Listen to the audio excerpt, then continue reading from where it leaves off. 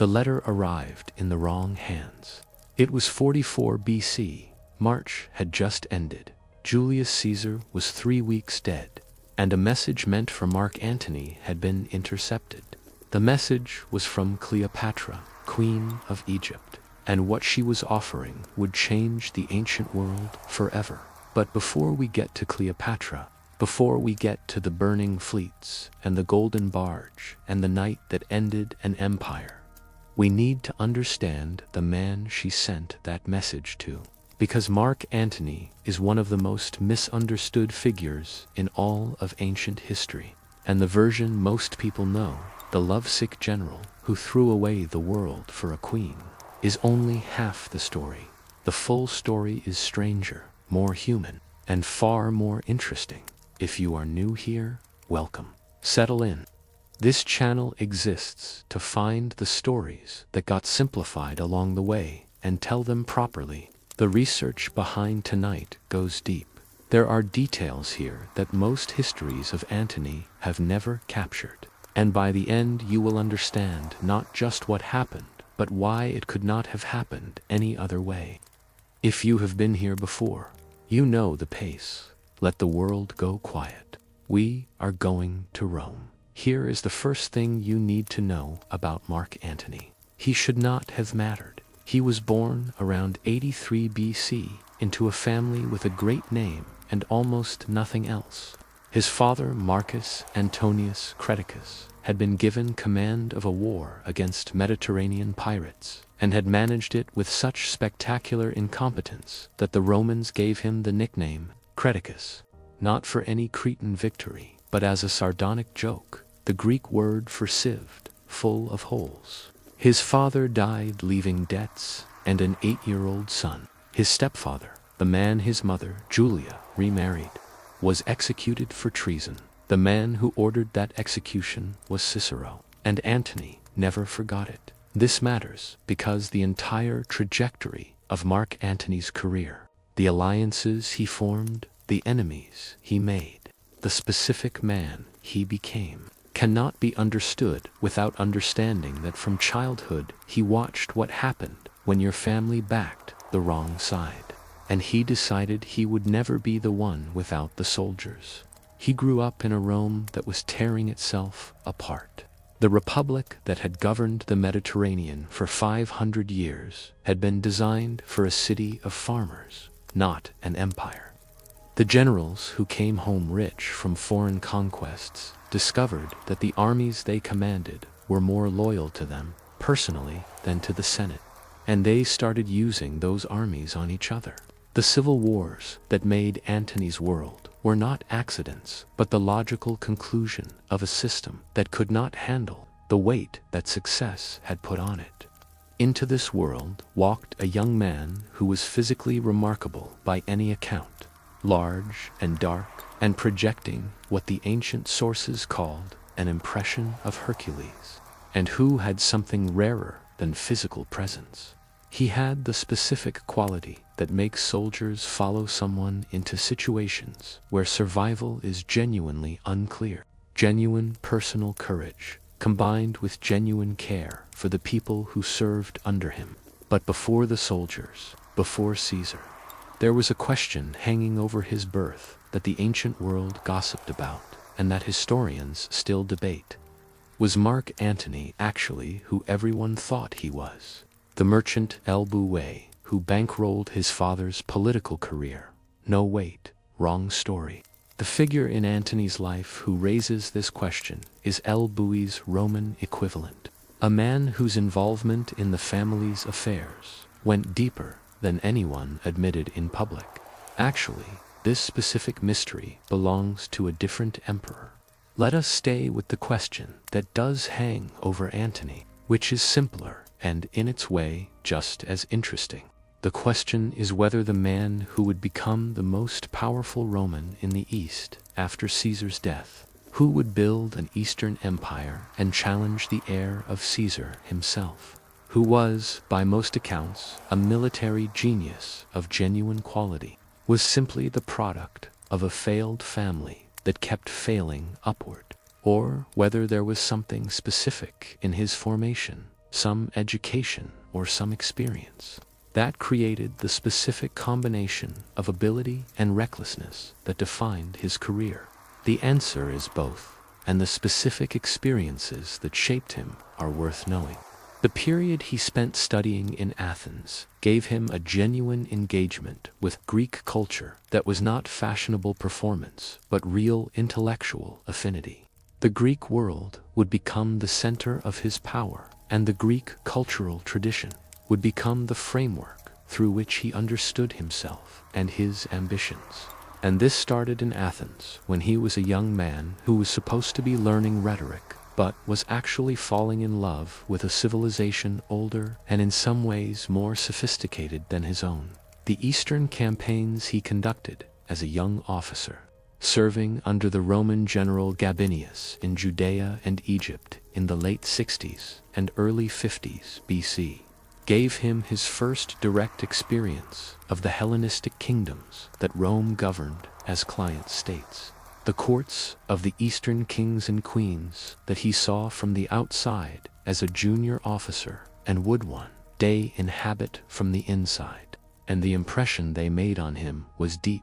Here was a world where the ruler lived as an expression of civilization rather than as a servant of republican institutions, where wealth and art and learning were concentrated in courts of a sophistication that Roman aristocratic life had not yet matched.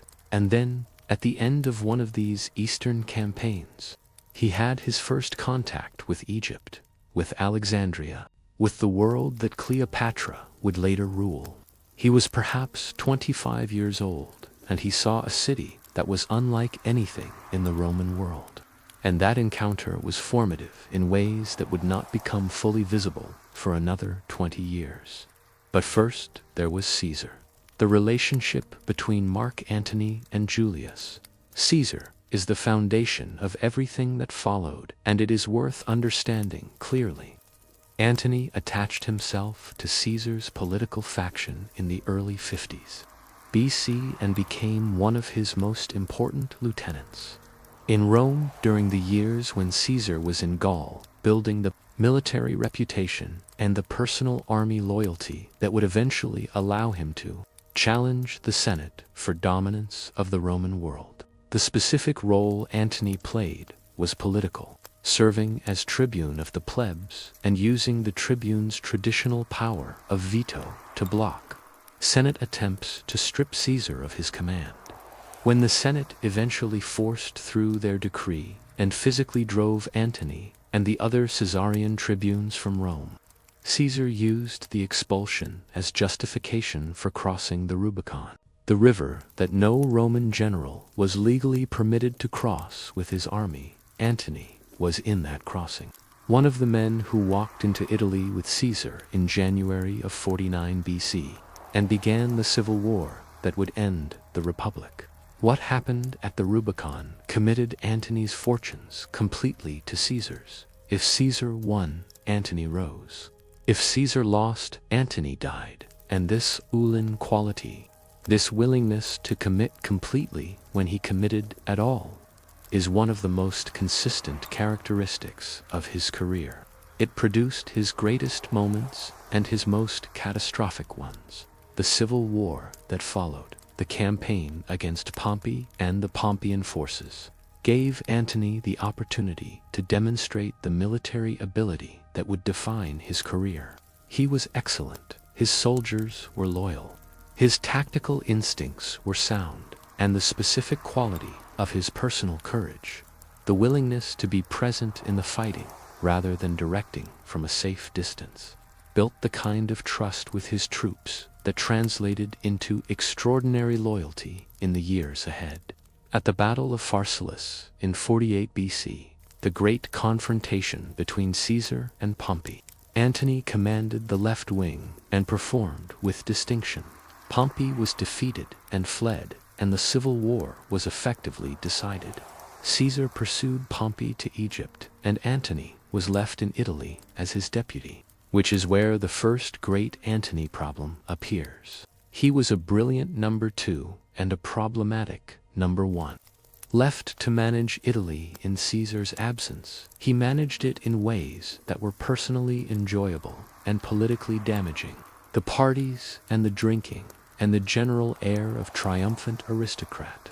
This was real, and it was noticed, and it created problems that Caesar had to manage when he returned from Egypt. Here is a detail that most accounts of Antony skip. Caesar returned from Egypt with Cleopatra's younger brother dead, and her position on the Egyptian throne secure. And he had been in Egypt for months, and during those months, in the court of the Ptolemaic dynasty, something happened that had nothing to do with Antony, but that would eventually define Antony's entire future. Caesar and Cleopatra became lovers, and Cleopatra became pregnant, and Cleopatra would eventually have a son she claimed was Caesar's and named Caesarion, Little Caesar. This is the thread that connects Caesar's assassination to the Antony-Cleopatra partnership in ways that the purely romantic account of that partnership tends to underplay.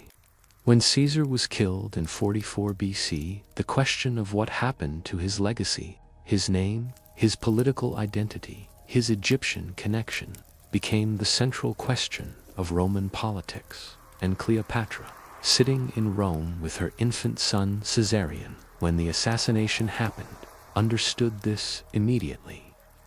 The assassination itself, the Ides of March in 44 BC, was one of the most consequential acts of political violence in ancient history, and one of the most catastrophically miscalculated. The senators who killed Caesar, Brutus, and Cassius, and their fellow conspirators, had planned the killing with considerable care and the aftermath with almost none.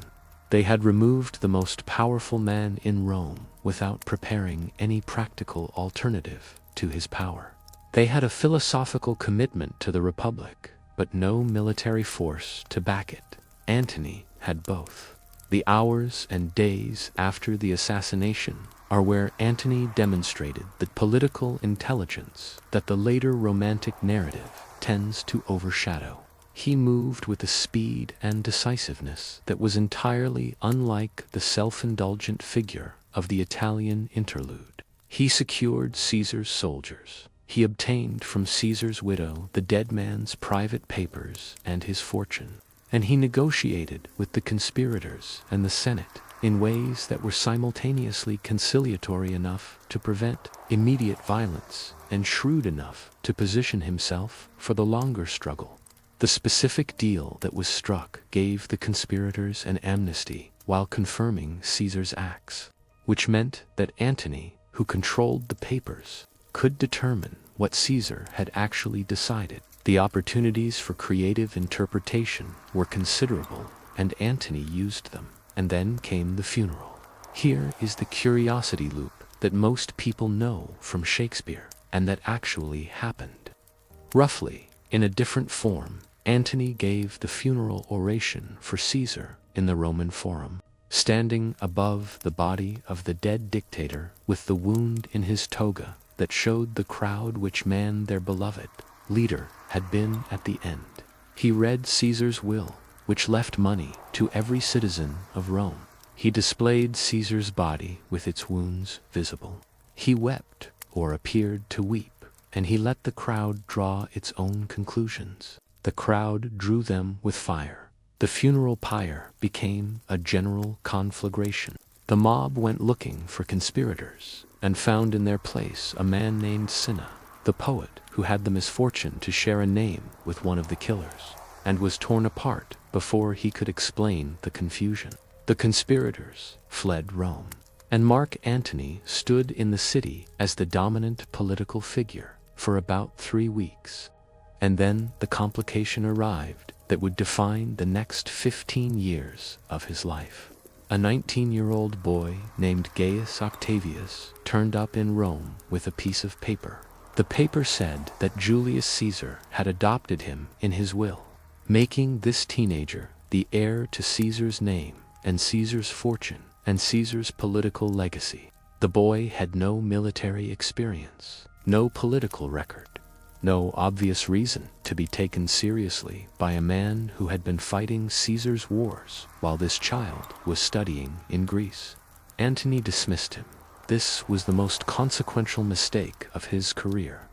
Octavian, as historians call him during this period, was possessed of a political intelligence of a completely different order from Antony's. Patient where Antony was impulsive, strategic where Antony was tactical, willing to wait and dissemble and make and break alliances with a cold efficiency that Antony's more emotionally driven approach could not match. And he had Caesar's name, which was worth more than any army in the Rome of 44 BC. What followed was years of shifting alliance and rivalry between these two men, complicated by the continued presence of Brutus and Cassius, who had fled to the east and were building armies. The political alignments shifted repeatedly as each calculated what combination of allies would best serve them at each moment. The Senate backed Octavian against Antony. Antony fought the Senate. Antony was declared an enemy of the state by Cicero's motion.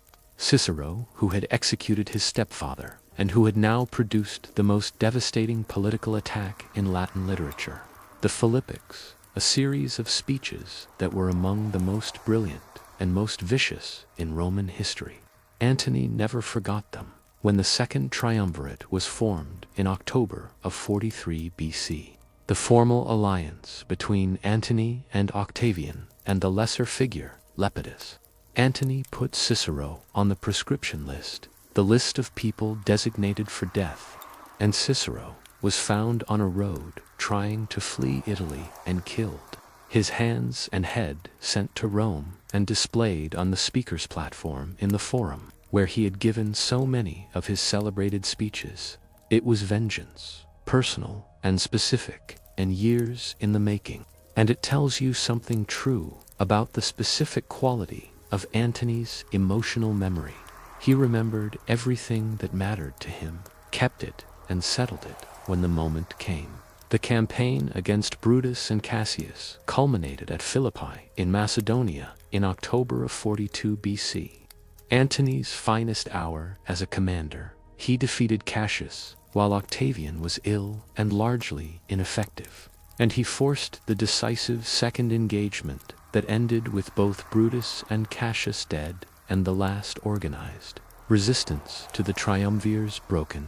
Philippi established Antony as the senior military partner in the triumvirate and led to the division of the Roman world, in which Antony took the east, the richest and most ancient part of the empire, the part that Alexander the Great had conquered, the part that contained Egypt.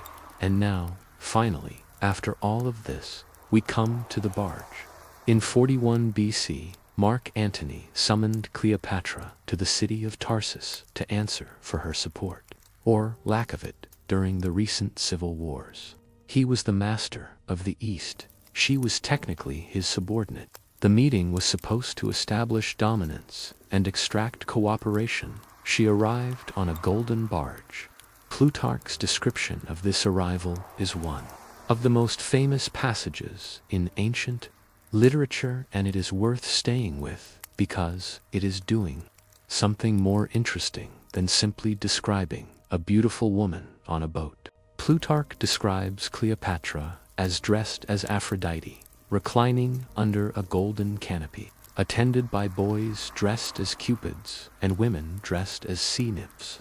The air around the barge perfumed with incense that drifted to the shore where the crowds had gathered to watch, while Antony sat alone in the marketplace, waiting, because everyone who had come to receive him had gone to the waterfront to see the peached Egyptian queen arrive. The performance was designed by someone who understood theater, and who understood power, and who was deploying both with extraordinary precision. She was not simply arriving, she was making a statement about who she was, and what she represented, and what the encounter between them meant. And the specific statement she was making was that she was not coming to him as a subordinate reporting to her, Roman overlord, but as Aphrodite, coming to meet Dionysus. As a divine equal meeting, a divine equal, on terms she had determined. It worked. Antony followed her to Alexandria and spent the winter of 41 to 40 BC, in a period that his Roman critics would never let him forget, and that his soldiers understood differently. He was in Alexandria, the greatest city in the world, with the most extraordinary woman in the ancient world, in a court that made Rome look provincial, in a civilization 3,000 years old that had been sophisticated before Rome existed, and Cleopatra was genuinely extraordinary. Here is what the theatrical versions tend to miss or minimize. She was not famous in the ancient world primarily for her physical beauty. Plutarch specifically says her beauty was not remarkable. What was remarkable was something else entirely. She spoke 9 languages. She was the first ruler of the Ptolemaic dynasty in nearly 3 centuries to bother learning Egyptian. She was a student of philosophy and mathematics and medicine. She managed the finances of the richest country in the Mediterranean world with sophisticated competence. And she had a quality of personal presence and intellectual engagement that her contemporaries described as unlike anything they had encountered. The combination was devastating, and Antony stayed. He would stay, in different ways and with various interruptions, for the rest of his life. The political reality of what happened in Alexandria was that too. Extraordinary people who happened to also be the rulers of the Eastern Mediterranean recognized in each other something that was simultaneously personal and political and could not easily be separated. She needed Roman military protection and the recognition of her son Caesarion's legitimacy as Caesar's heir. He needed the wealth and the legitimacy of the Ptolemaic dynasty and the specific connection to the Hellenistic world that would make his Eastern Empire coherent. The partnership worked because the interests aligned as well as the people did, but Rome did not see it this way. Rome saw an Eastern queen corrupting a Roman general with luxury and Eastern excess. The specific Roman anxieties about the seductive danger of the East were ancient and deep, and Octavian would deploy them with devastating effectiveness in the years ahead. Antony eventually left Alexandria to deal with the crisis brewing in Italy. His wife, Fulvia, and his brother had launched a war against Octavian that ended in defeat, and Fulvia died before Antony could reach her. The death was convenient, if not intended, and it opened the way to the Treaty of Brundisium that temporarily reconciled the triumvirate, sealed by the marriage of Antony to Octavia, Octavian's sister. Here is a detail that changes how you read everything that follows. Octavia was, by all ancient accounts, a woman of genuine quality, intelligent and dignified, and genuinely devoted to Antony. She would spend years trying to manage the relationship between her brother and her husband in ways that served the peace between them, traveling with resources and reinforcements for his campaigns, maintaining communication when the political situation was deteriorating, demonstrating a patience and a loyalty that the ancient sources consistently admire. Antony would eventually send her back to Rome and return to Cleopatra, and in doing so, he would hand Octavian the most effective propaganda weapon of the entire conflict: the image of the Roman wife patiently waiting while her husband abandoned her for an Eastern queen. It was not simply a personal betrayal, but a political catastrophe. And Antony seems to have understood this and done it anyway. This is one of those moments in his story where the romantic and the reckless coincide in ways that cannot be cleanly separated. The Parthian campaign of 36 BC was the military centerpiece of his Eastern tenure, and it ended badly.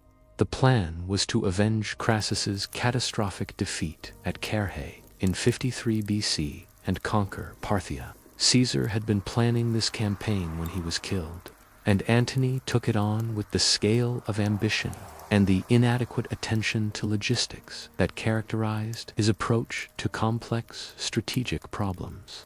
The campaign went well at first. Then the baggage train carrying the siege equipment and food reserves was destroyed by Parthian cavalry, and the army that had advanced confidently into Parthia had to retreat through Armenian autumn, pursued by mounted archers with nothing left to eat, and no siege equipment, and the cold coming in from the steppe.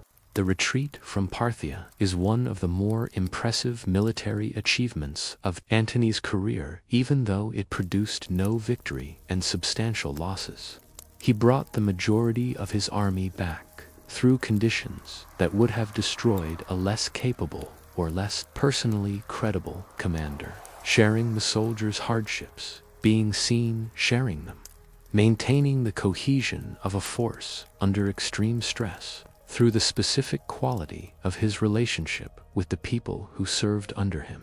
The soldiers who survived that retreat were loyal to him for the rest of his life. Meanwhile, in Rome, Octavian was working. The propaganda war between the two men through the late 30s BC was one of the most sophisticated pieces of political communication in the ancient world. Octavian deployed Antony's Eastern lifestyle against him with surgical precision: the drinking, the Alexandrian excess, the divine pretensions, the Eastern wife. None of which was entirely invented, but all of which was selected and framed to resonate with specific Roman anxieties about what happened to Romans who spent too long in the East. Antony's own propaganda emphasized his role as the representative of a greater Mediterranean civilization against the narrow Italian nationalism of Octavian's faction. But the Eastern register in which he was speaking was not the register that mattered in Rome, and the people whose support he needed most, the Roman aristocracy and the Italian population, were being addressed by someone who understood them far better than Antony's distance allowed. The donations of Alexandria in 34 BC, the ceremony in which Antony distributed territories and royal titles among Cleopatra and her children, was the moment that gave Octavian everything he needed. Cleopatra received Egypt and the title Queen of Kings.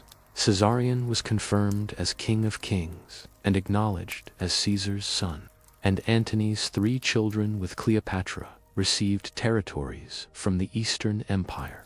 To the Romans watching from Italy, this looked like the dismemberment of Roman power in favor of an Eastern dynasty, and Octavian made sure they understood it that way. The war that came was declared by Octavian against Cleopatra rather than against Antony, a legal and political finesse that framed the conflict as Rome against Egypt rather than Roman against Roman. Everyone understood that the war against Cleopatra was also a war against Antony, but the framing mattered. And then Actium. The 2nd of September, 31 BC, the entrance to the Ambracian Gulf on the western coast of Greece. One of the most consequential naval battles in ancient history. Here is what most accounts of Actium missed.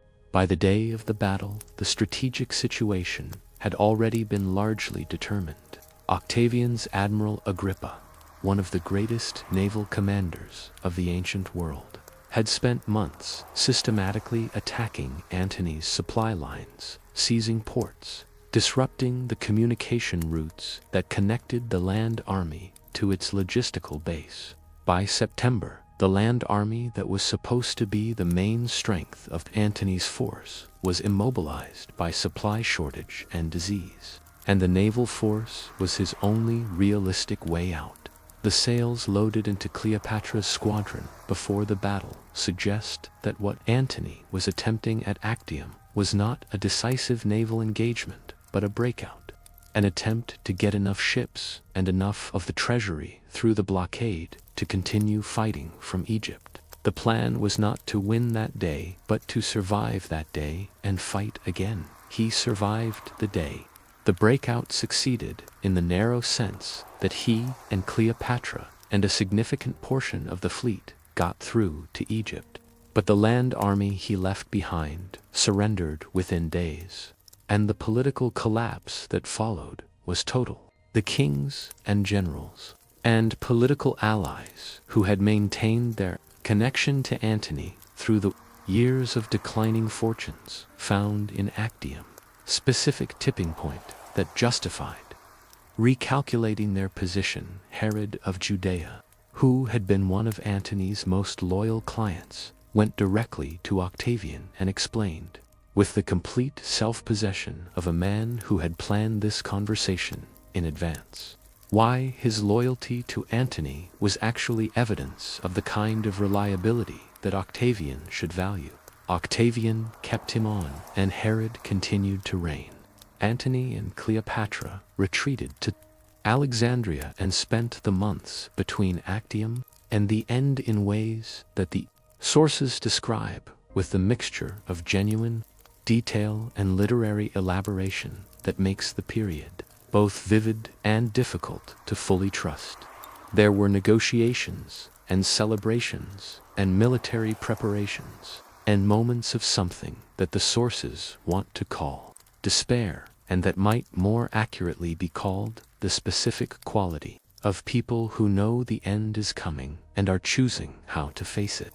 Cleopatra opened negotiations with Octavian directly, an act that Antony apparently knew about and that reflects not betrayal but the pragmatic intelligence of a woman who understood that if any version of survival was possible, it would require managing the new master of the world as she had managed previous masters. She had done it with Caesar.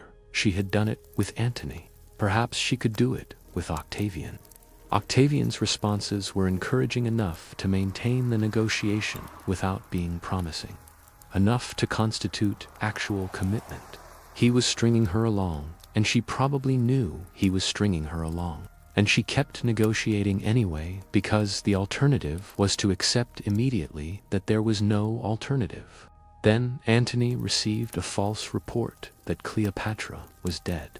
Whether the report was deliberately sent by Cleopatra in a moment of desperation or was a genuine miscommunication in the chaos of a besieged city, the ancient sources disagree and we cannot resolve it.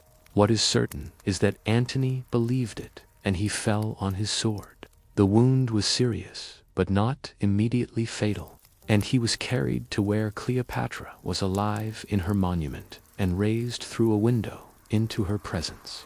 And he died in her arms on a summer afternoon in Alexandria in August of 30 BC.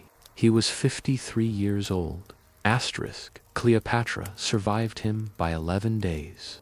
She met with Octavian in a session that the sources describe with the specific detail that suggests eyewitness reports.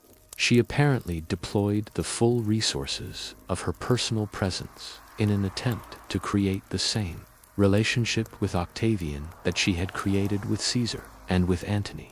The ancient sources say she presented herself in a state of calculated dishevelment designed to evoke both pity and desire, and that Octavian was courteous and gave no indication of his plans. His plans were to take her to Rome as the central figure in his triumph. She chose not to give him that in her tomb. With 2 of her women, she died. The method remains one of the genuine mysteries of the ancient world. The asp that the tradition preserves is almost certainly wrong as a biological matter. The real method was probably faster acting and carried in her cosmetics or in a comb. The specific method mattered to her because she was choosing the manner of her own dying with the same attention to symbolism she had brought to everything else. And she arranged herself and her servants to be found as a final tableau. The queen in her royal regalia, her women beside her, composed and sovereign even in death. She was 39. Octavian reportedly expressed something when he entered the tomb and saw what had happened. The sources call it admiration, whatever form it took. It was a recognition that what he had overcome was something genuinely extraordinary. Not just a military and political opponent, but a specific quality of human being that the outcome at Actium had not diminished. The 3 children Antony had with Cleopatra were taken to Rome and paraded in the triumph and then raised by Octavia. Antony's Roman wife, the woman Antony had sent back to Rome to return to Cleopatra, raising the children of the woman he had chosen over her with the specific, generous dignity that she had brought to everything about her impossible position. Caesarion was found and killed. Octavian understood that Caesar's son, however, the paternity was contested, was a political risk that could not survive, and then Rome became an empire. Octavian became Augustus and built on the ruins of the Republic, the political form that would govern the Mediterranean world for the next several centuries. He built it with patience and intelligence and strategic consistency that was everything Antony was not. And he built it specifically as the opposite of what Antony had represented: more austere, more Roman, more suspicious of the Eastern luxury and the Hellenistic sophistication that Antony had embodied. The Augustan program that produced Virgil and Horace and the great cultural achievements of the early empire was defined in part against what Antony had been, and the specific form that the Rome of Augustus took was shaped by the need to be everything that Antony was not, which means Antony is present in the world that came after him, not in his own name but in the shape of its negative space, in the specific form of the Rome that was built by choosing Octavian over him. The tomb where he was buried beside Cleopatra has never been found, somewhere under the modern city of Alexandria, under centuries of earthquake damage and rebuilding and the gradual subsidence of the ancient waterfront into the sea. The 2 people who almost changed the shape of the ancient world are buried together in the dark. Archaeologists have been searching for decades. The underwater archaeology of Alexandria's eastern harbor has been revealing structures that were part of the ancient royal quarter before it sank into the sea. Columns and statues lying in the silt, giving a physical sense of the scale of what was there. And somewhere in what has not yet been found, the tomb is waiting.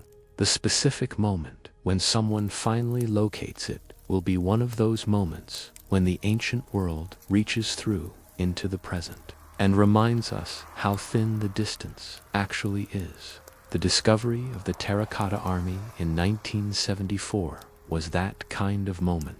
A farmer's well breaking through to a terracotta hand, and the 2,000 years between then and now collapsing into nothing. The Antony and Cleopatra tomb will be another moment like that. And when it comes, when the archaeologist's light first falls on whatever is preserved inside, the distance between 30 BC and the present will disappear entirely, and to people who chose each other over the world will be present again in the world they chose to leave. That is the ending, and it is worth waiting for. If this story has given you something you did not have when you started, if the full picture of who Mark Antony actually was surprised you or changed how you understand the ancient world, leave a comment with what stayed with you most. Share this with someone who thinks they know this story, because most people know the Shakespeare and not the history. And subscribe, because the stories we find in the gaps are always worth the time. The Mediterranean is dark under the same stars it has always had. Alexandria is there on its strip of land between the sea and the lake. The ancient city buried under the modern one, and somewhere in that burial, 2 people are waiting, as they have been waiting, for 2,000 years. There is a detail about Antony that almost nobody talks about, and that changes how you understand everything that came after it. The specific way he handled the 3 weeks between Caesar's assassination and the arrival of Octavian is one of the most impressive pieces of political improvisation in Roman history, and it is almost always overshadowed by the romantic drama that followed. Think about what the situation was. The most powerful man in Rome had just been stabbed 23 times on the Senate floor by a group of senators who had planned the killing carefully, and the aftermath not at all. The conspirators were hiding on the Capitoline Hill. The city was in shock. The soldiers who had been Caesar's were leaderless and angry, and there was no plan for what came next. Antony had about 6 hours before the situation either resolved or exploded. What he did in those 6 hours was this: he secured the loyalty of Caesar's veterans in the city. He went to Caesar's widow Calpurnia and obtained the dead man's private papers and his treasury. He sent his own family out of Rome as insurance, and he opened communication with both the conspirators and the Senate simultaneously, offering enough assurance to prevent immediate violence while keeping his own options completely open. The specific deal he negotiated in the days that followed gave the conspirators amnesty while confirming Caesar's existing acts and decrees. On the surface, this looked like Antony giving away everything. In practice, it meant that Antony, who controlled the papers, got to decide what Caesar had actually decreed. The creative interpretation of dead men's intentions is one of the oldest political tricks in the world, and Antony used it immediately and extensively. He was filling positions with Caesar's supposed appointees, implementing Caesar's supposed policies, governing through the authority of a dead man's papers with a confidence that suggested complete certainty about what those papers contained. This is not the portrait of a man who simply loved too much and planned too little. This is the portrait of a man with genuine political intelligence that was fast and intuitive, and completely effective in the specific kind of crisis that rewarded those qualities. The problem was that the crisis that followed, the 15-year competition with Octavian for control of the Roman world, rewarded different qualities. It rewarded patience and strategic consistency and the willingness to play a long game through years of shifting alliances. And these were not Antony's strengths. Octavian had them all. The rivalry between the two men is one of the great matchups in ancient history, and it is genuinely interesting because they were not simply good versus evil or strong versus weak, but two fundamentally different kinds of intelligence competing in a situation that eventually came to favor one kind decisively. Antony's intelligence was tactical, immediate, personal. He was brilliant in the room and decisive in the moment. Octavian's intelligence was strategic, long-term, institutional. He was not particularly loved, but he was deeply respected, and he built loyalty through demonstrated effectiveness and reliable reward rather than through personal warmth. The specific moments in the rivalry where each man's characteristic intelligence showed most clearly are worth pausing on. Antony's best moment was the funeral. The specific way he read the crowd and deployed Caesar's will and displayed the body and produced the riot that drove the conspirators from Rome was a piece of real-time political improvisation. At the highest level, he had no script. He had an audience whose mood he could read, and he gave them what they needed to reach the conclusions he needed them to reach. Octavian's best moment was the 19 years of the Principate's construction after Actium. The specific way he maintained the forms of republican government while accumulating every actual power, calling himself the first citizen rather than the king, wearing the toga rather than purple robes, consulting the Senate on matters that were entirely already decided, building the institutions of the empire while insisting he was only restoring the republic. It was the longest and most consequential political performance in the history of the ancient world, and it required a quality of sustained strategic patience that was simply not part of Antony's repertoire. But here is the thing that changes how you read Actium and everything that followed. Antony might have won, not easily, not certainly, but genuinely might have. The forces on both sides were substantial. The outcome was not predetermined. And if the battle had gone differently, the world would have been different in ways that are impossible to fully trace, but genuinely real in their contingency. A Mediterranean world governed from Alexandria by an Antony-Cleopatra partnership would have been more Hellenistic, more culturally diverse, more openly connected to the Eastern traditions that Rome had always been ambivalent about absorbing. It might have produced a different relationship between the Roman administrative tradition and the cultures it governed, one that incorporated rather than suppressed the specific sophistication of the Hellenistic East. Whether it would have produced a stable political form is another question. Antony's strategic weaknesses did not disappear because he won a battle, and the specific institutional structures that made the Augustan Principate work required the specific qualities that Octavian brought and Antony lacked. But the question is genuinely open and genuinely interesting, and the specific vision that the Antony-Cleopatra partnership embodied was a real alternative rather than simply a romantic fantasy. The donations of Alexandria that Octavian used so effectively against Antony were not simply an eccentric performance, but a genuine political program. Antony was proposing a Roman East organized around a Hellenistic royal tradition, with Cleopatra as the center of a network of client kingdoms and their children as the rulers who would hold it together.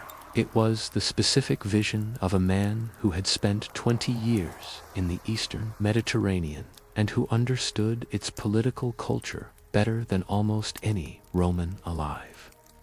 It was also the vision of a man who was willing to tell Rome something that Rome was not prepared to hear, that the empire it had built was not simply Roman but Mediterranean, that the civilizations it had conquered were not simply subordinate but genuinely equal, that the future of the Roman world was in the East as much as in Italy. Octavian's answer was to say the opposite, and to say it with an army.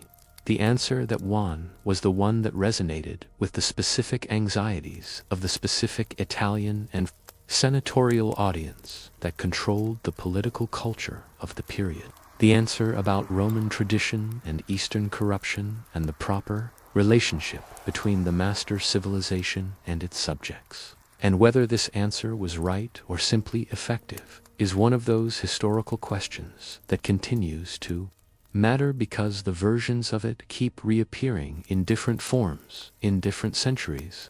The defeat at Actium settled which answer would govern the Mediterranean for the next several centuries. It did not settle which answer was correct. The months in Alexandria between Actium and the end have a quality in the ancient sources that is worth attending to, partly because they have been elaborated into the most famous love story of antiquity, and partly because underneath that elaboration something real is visible. Antony and Cleopatra facing a situation that both of them understood clearly, the end coming. The question being how to face it, spent those months in ways that reflected who they were. There were celebrations that the sources call desperate, and that might more accurately be called choosing how to spend the time available. There were military preparations that had no realistic chance of reversing the outcome, but that were made anyway because the alternative was simply waiting.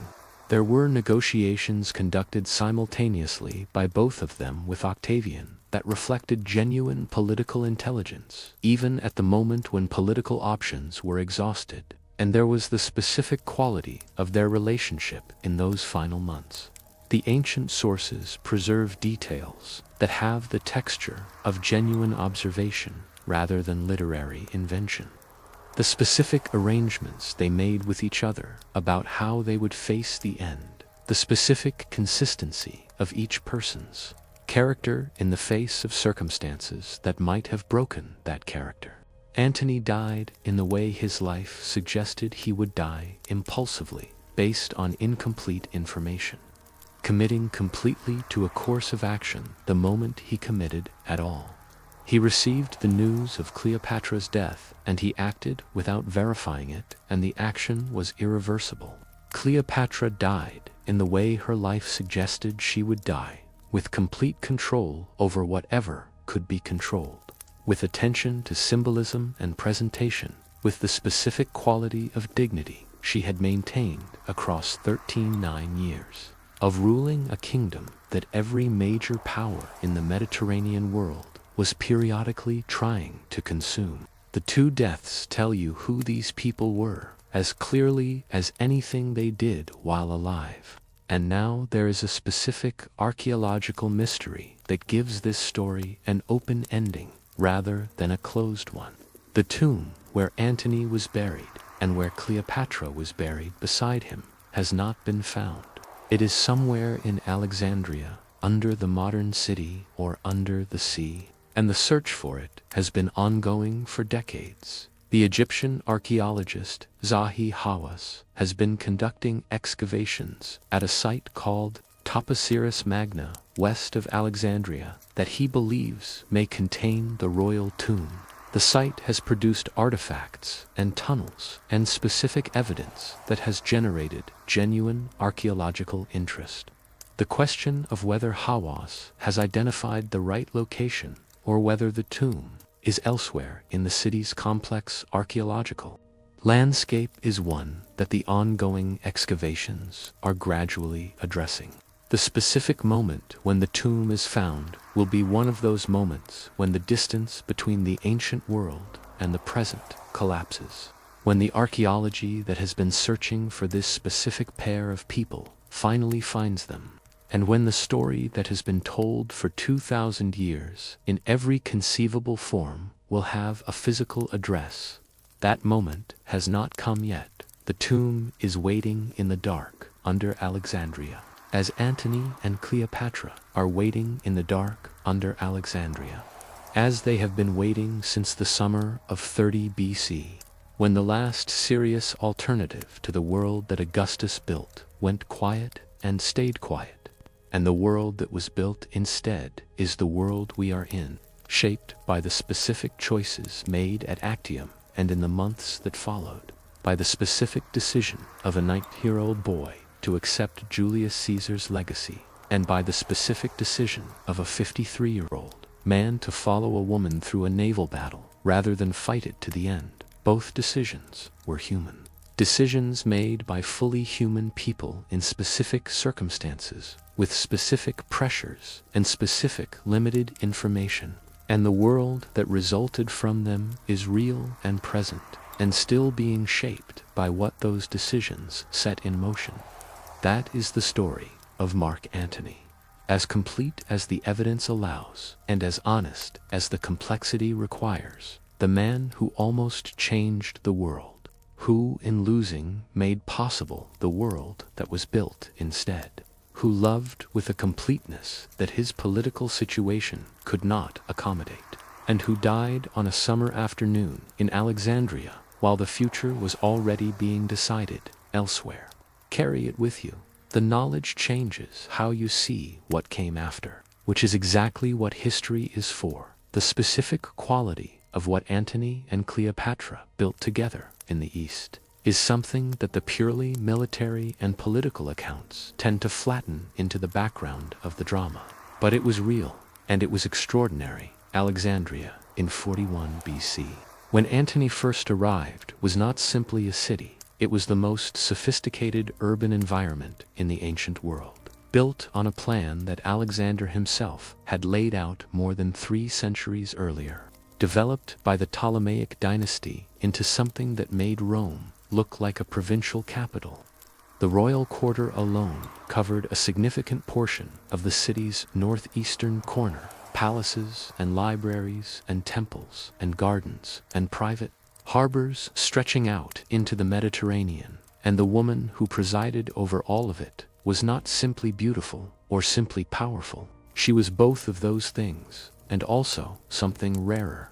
She was genuinely brilliant, 9 languages, the first ruler of her dynasty in 3 centuries to bother learning Egyptian. a student of philosophy and mathematics and medicine, the manager of the richest agricultural economy in the Mediterranean world, and possessed of a quality of personal presence that her contemporaries struggled to describe and could not stop trying to describe.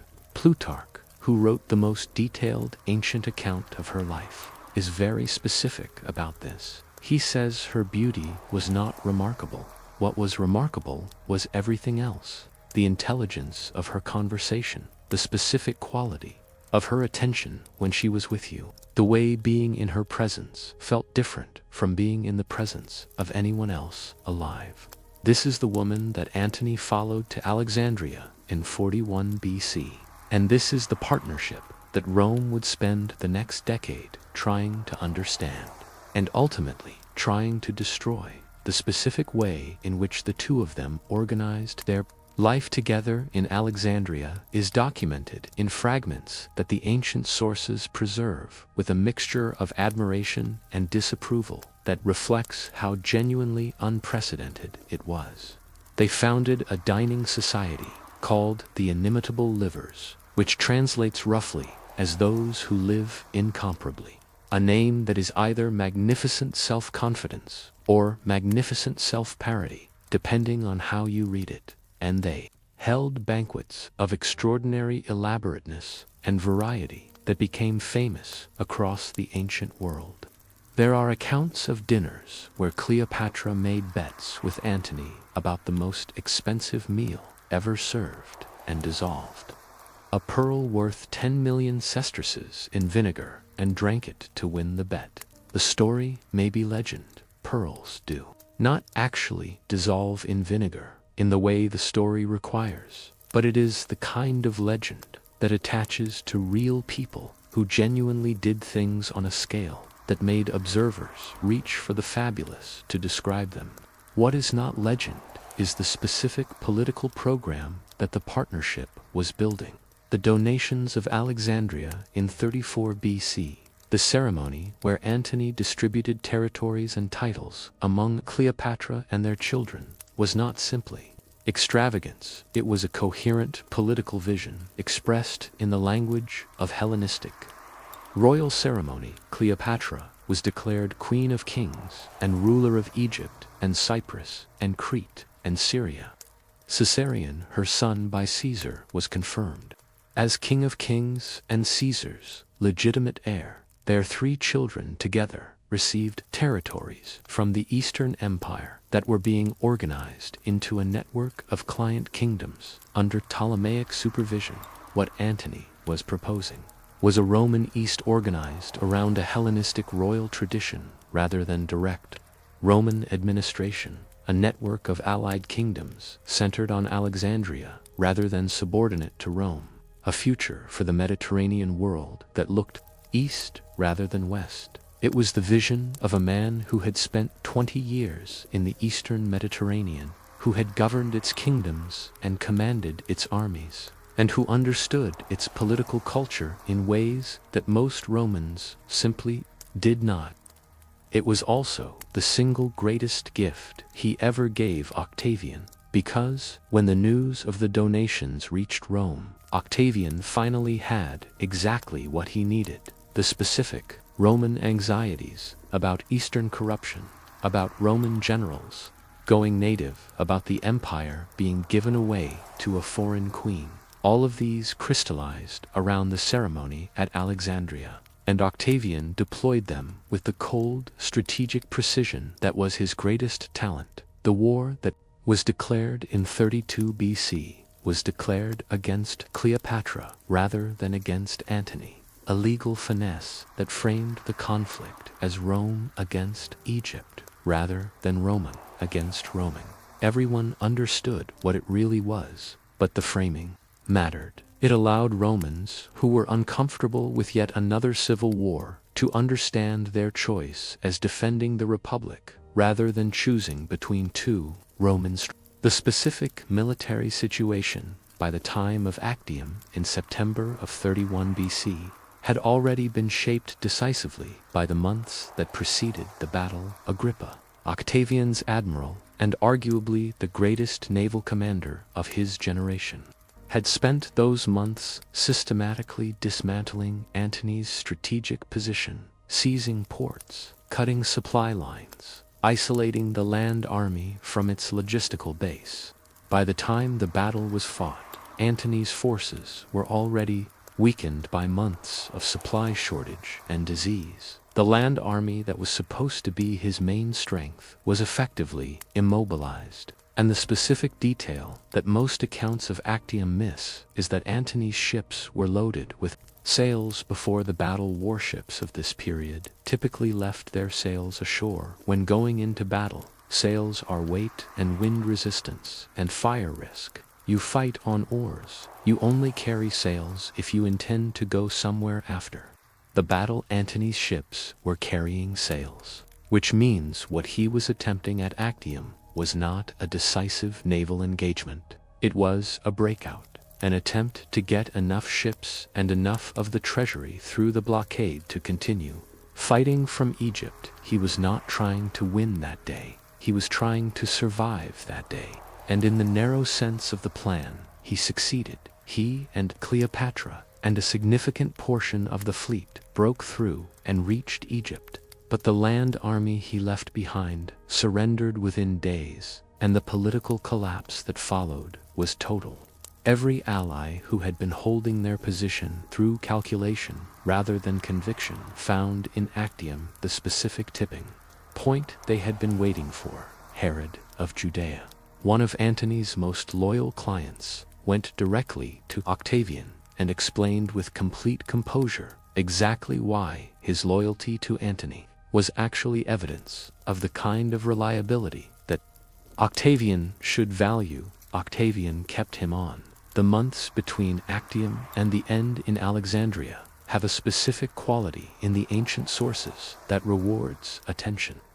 Antony and Cleopatra knew what was coming. They could calculate the forces as clearly as anyone. The question was not whether Octavian would arrive, but when, and what to do with the time before he did. They made military preparations that had no realistic chance of reversing the outcome. They conducted negotiations with Octavian that were probably intended more to buy time than to produce genuine agreement. And they spent time together in the city they had built their partnership in the way that people spend time when they understand that the time available is finite. Cleopatra negotiated with Octavian directly, sending messages, meeting with his representatives, trying to find some version of a future that preserved something. Octavian's responses were carefully calibrated to keep the negotiation alive without committing to anything. He was managing the situation, preventing Cleopatra from destroying the treasury or doing something that would complicate the specific triumph he was planning. The triumph was the point, the ceremonial procession through Rome, where the conquered enemies of Rome were paraded in chains before the celebrating crowds, Cleopatra as the centerpiece of his triumph over the East was the specific political statement he needed to complete the story. And then Antony received a false report that she was dead.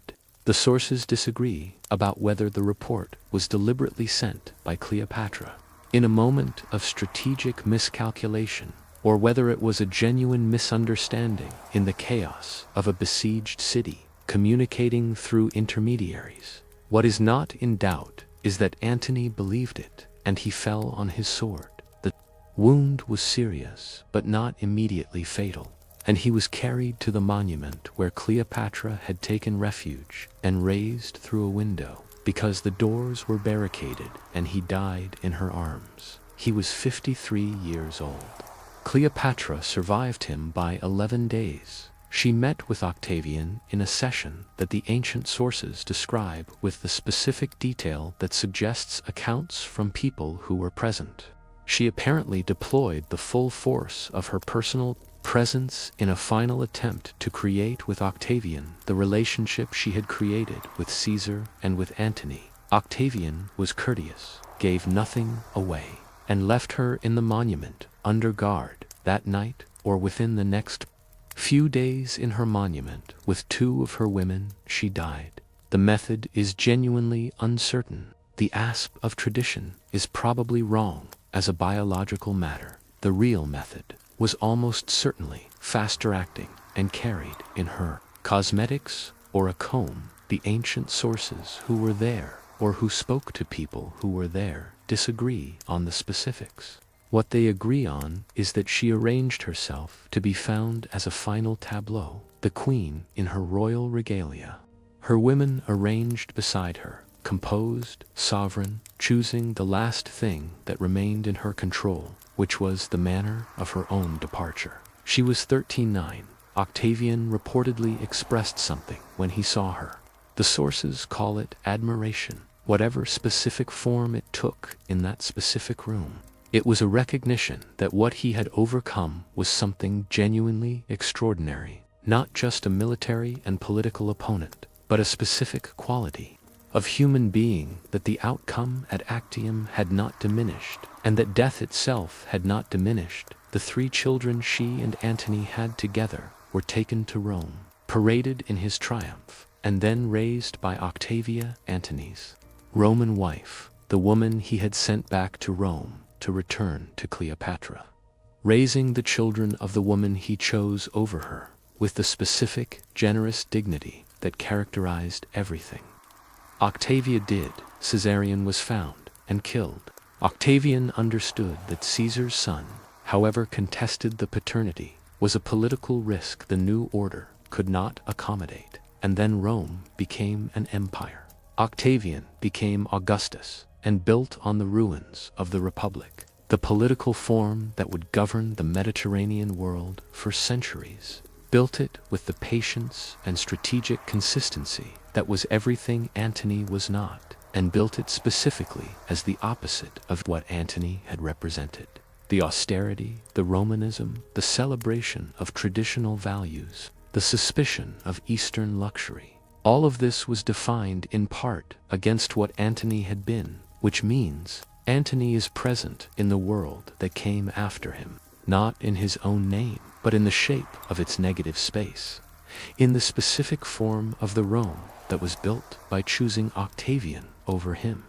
He is in the Augustus who cultivated republican modesty because Antony had cultivated Hellenistic kingship, asterisk, asterisk. He is in the Aeneid that Virgil wrote in the specific way that epic poem defines Roman identity against the seductions of Carthage and the East, because the East that Antony had chosen needed to be named as the danger that Rome had escaped. He is in every subsequent argument about what Rome was and what it should be, because the argument was settled at Actium but never quite finished. The tomb where he was buried beside Cleopatra has never been found. It is somewhere in Alexandria, under the modern city or under the sea, and the search for it has been ongoing for decades without producing the definitive discovery that would give their story a physical address. The underwater archaeology of Alexandria's eastern harbor has been revealing structures that were part of the ancient royal quarter, columns and statues and building foundations lying in the silt where they fell after earthquakes and tsunamis in the centuries after Cleopatra's death, and the ongoing work is gradually building a picture of what was there. But the tomb itself has not been found. Archaeologists have been excavating a site called Toposiris Magna west of Alexandria that some believe may contain it. Tunnels and artifacts have generated genuine interest. The question remains open, and that open question is the perfect ending for a story that has never quite closed. Because the moment when someone finally breaks through to where Antony and Cleopatra are buried, when the light of the present falls for the first time on whatever the centuries have preserved of 2 people who almost changed the shape of the world, that will be a moment like the farmers. Well, in 1974, that broke through to the terracotta army, the distance between then and now collapsing into nothing, history reaching through the soil, saying, "We were here, we were real, and we are still here." waiting if this story has given you something you did not have before. If the full picture of Mark Antony surprised you or changed how you understand the ancient world and the world that grew from it.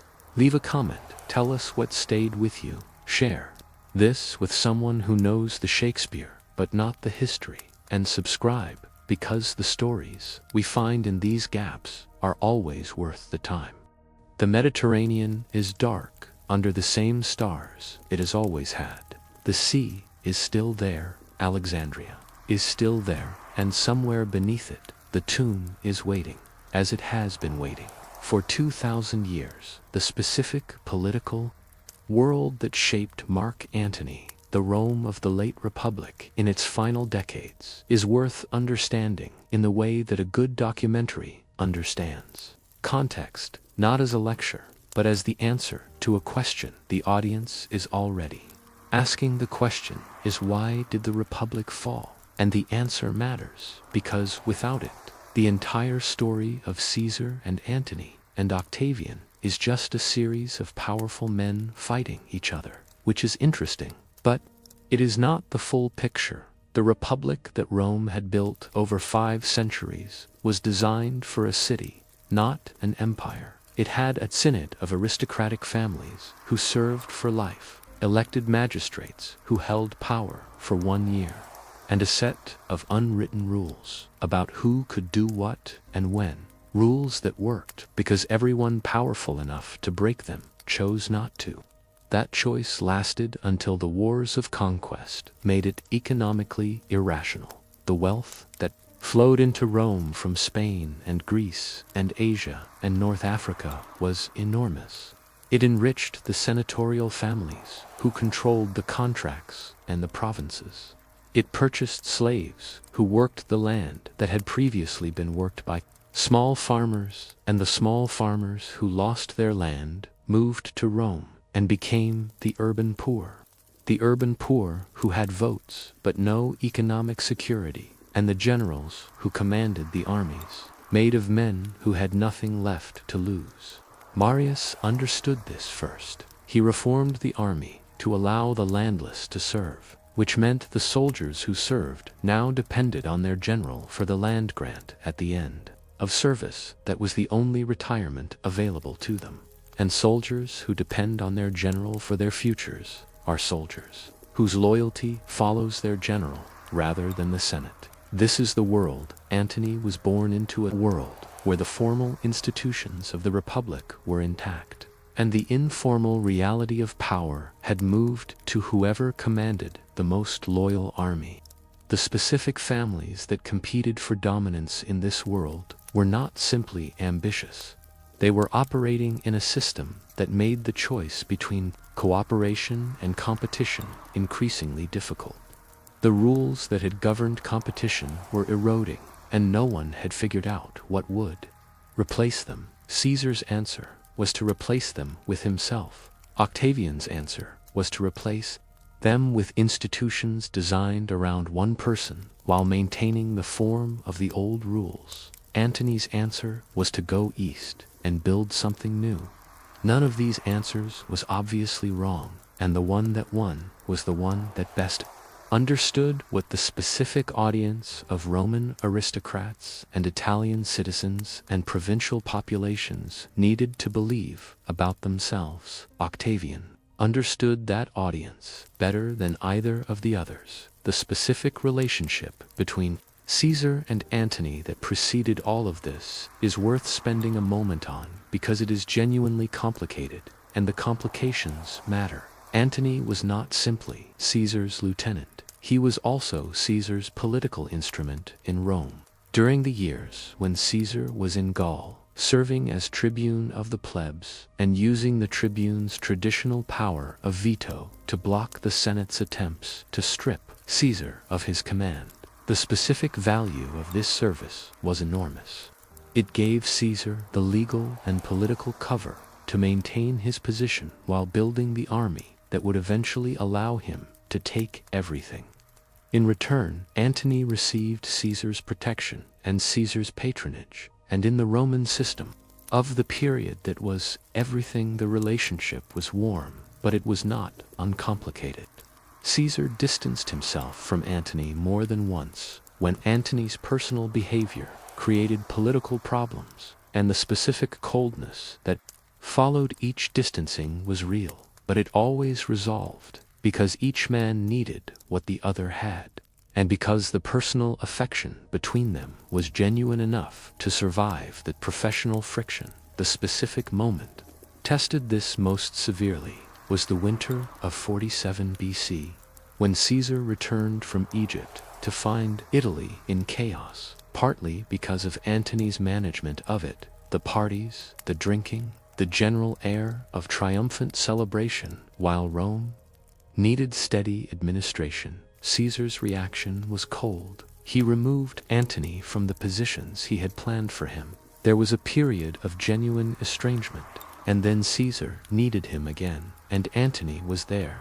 This pattern, the estrangement and the return, the disappointment and the reconciliation, repeated throughout their relationship, and reflects something true about the specific dynamic between a man whose genius was strategic and a man whose genius was immediate. Caesar needed Antony because Antony was the best soldier he had, and because Antony's personal loyalty was genuine, not conditional on political calculation in the way that the loyalty of the other Caesarians often was. Antony needed Caesar because Caesar was the most powerful man alive, and because Antony's debts and his family history made him vulnerable to the kind of political destruction that the Senate had already inflicted on his stepfather.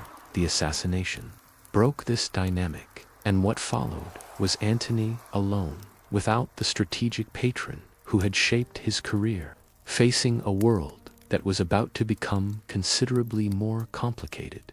Here is what most people do not know about the immediate aftermath. Antony had 24 hours to define what the assassination meant before the narrative hardened, and he spent those 24 hours doing something that was both genuinely dangerous and genuinely brilliant. He went to Caesar's widow, not to the Senate, not to the army, not to the forum. He went to Calpurnia, and he sat with her, and he went through Caesar's papers. He spent hours reading through the private correspondence and the private memoranda and the private records of a man who had been the most powerful person alive. And when he emerged from that house, he carried with him both Caesar's personal treasury and the ability to interpret Caesar's intentions to a world that desperately wanted to know what Caesar would have wanted.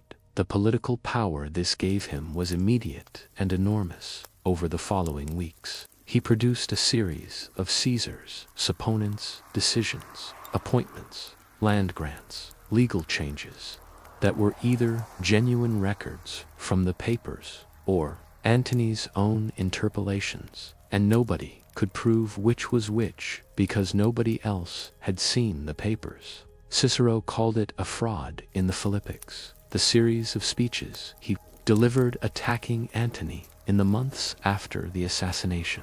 He accused Antony of inventing Caesar's decrees and selling the invented ones to whoever could pay.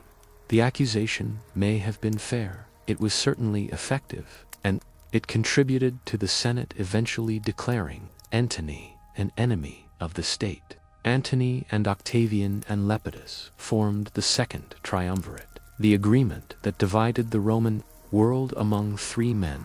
One of the conditions was the proscription list, the list of people to be killed whose property would fund the triumvirate's campaigns.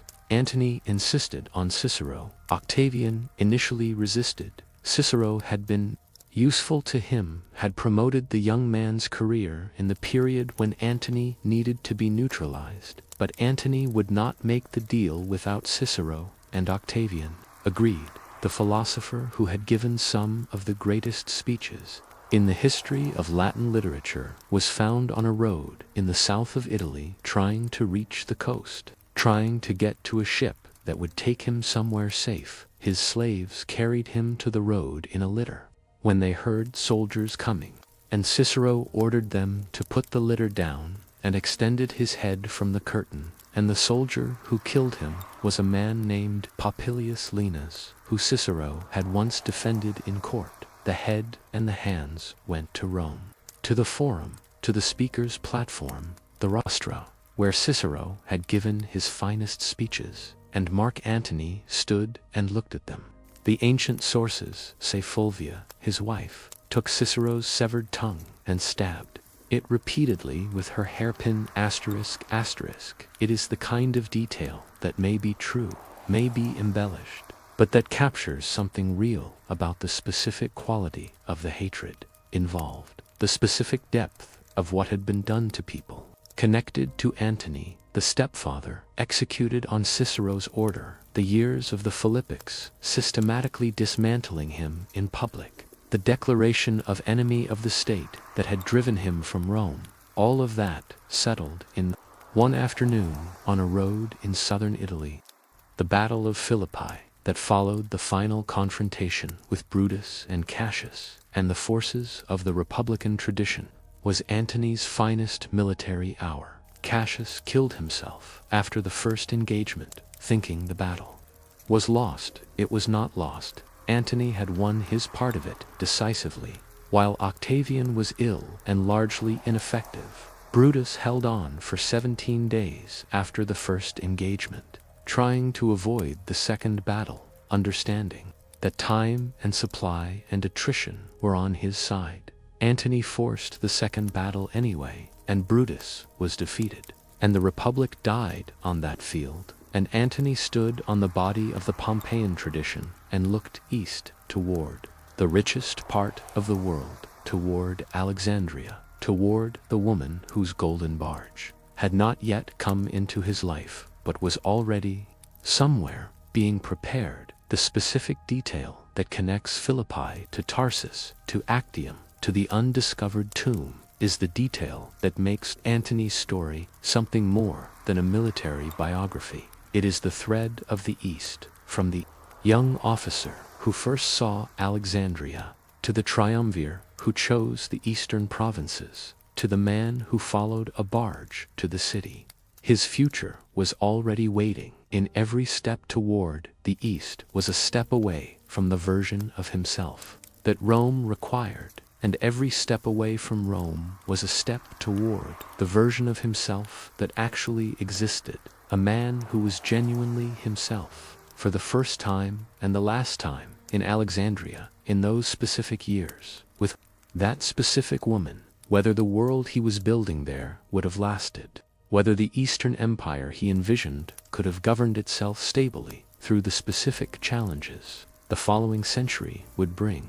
These are questions the outcome at Actium prevented from being answered. What is not a question is that the vision was real, and the person who held it was real, and the partnership that expressed it was one of the most extraordinary things the ancient world produced, to people who were each extraordinary alone, creating something together that neither could have created without the other, and losing it, and dying within 11 days of each other, and being buried together in a tomb that has not yet been found underneath the city they chose over Rome, waiting in the dark, as they have been waiting for 2,000 years. The specific way that Octavian used Antony's Eastern life against him is one of the more sophisticated propaganda operations in ancient history, and understanding it changes how you read Actium.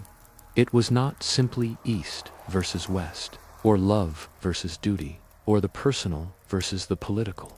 It was a very specific claim about identity. Octavian's argument to the Roman people and the Roman Senate was essentially this: there is a Rome and there is Natrome, and Mark Antony has chosen Natrome. The specific content of Natrome was carefully constructed. The divine pretensions, the Dionysian ceremonies, the Eastern luxury, the foreign queen, the children being given Roman territory with Hellenistic royal titles. All of this was assembled into a coherent picture of a man who had ceased to be Roman in any meaningful sense. And the picture was effective because it resonated with specific anxieties that were real and deep.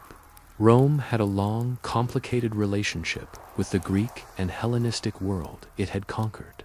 It admired Greek culture enormously. It sent its sons to study in Athens. It filled its houses with Greek art. It read Greek philosophy, and it was simultaneously deeply suspicious of what too much Greek influence did to Roman men. The specific Roman fear was that wealth and luxury and the philosophical sophistication of the East dissolved the qualities, the austerity, the self-discipline, the specifically military virtue that had made Rome great. Antony was the illustration of this fear made flesh, a man who had been one of the finest soldiers Rome produced, who had demonstrated at Pharsalus and Philippi that his military ability was genuine and exceptional, who had built a loyal army that followed him through the Parthian retreat on the strength of personal trust, and who had chosen Alexandria. Octavian's genius was to take this choice, which was also a genuine political vision and a genuine personal commitment, and to frame it as the proof of a cultural corruption that made Antony unfit to govern Rome. The framing was not entirely false. Antony had genuinely changed through his years in the East. He had genuinely come to prefer Alexandria to Rome. He had genuinely organized his life around a relationship and a civilization that the Roman tradition could not accommodate. But the framing was not the whole truth either. The whole truth was more complicated. Antony was not corrupted by the East. He was educated by it. He came to understand a civilization older and in some ways more sophisticated than his own. And he decided that the future of the Mediterranean world lay in incorporating that civilization, rather than simply governing it from a distance. This was a genuine political vision.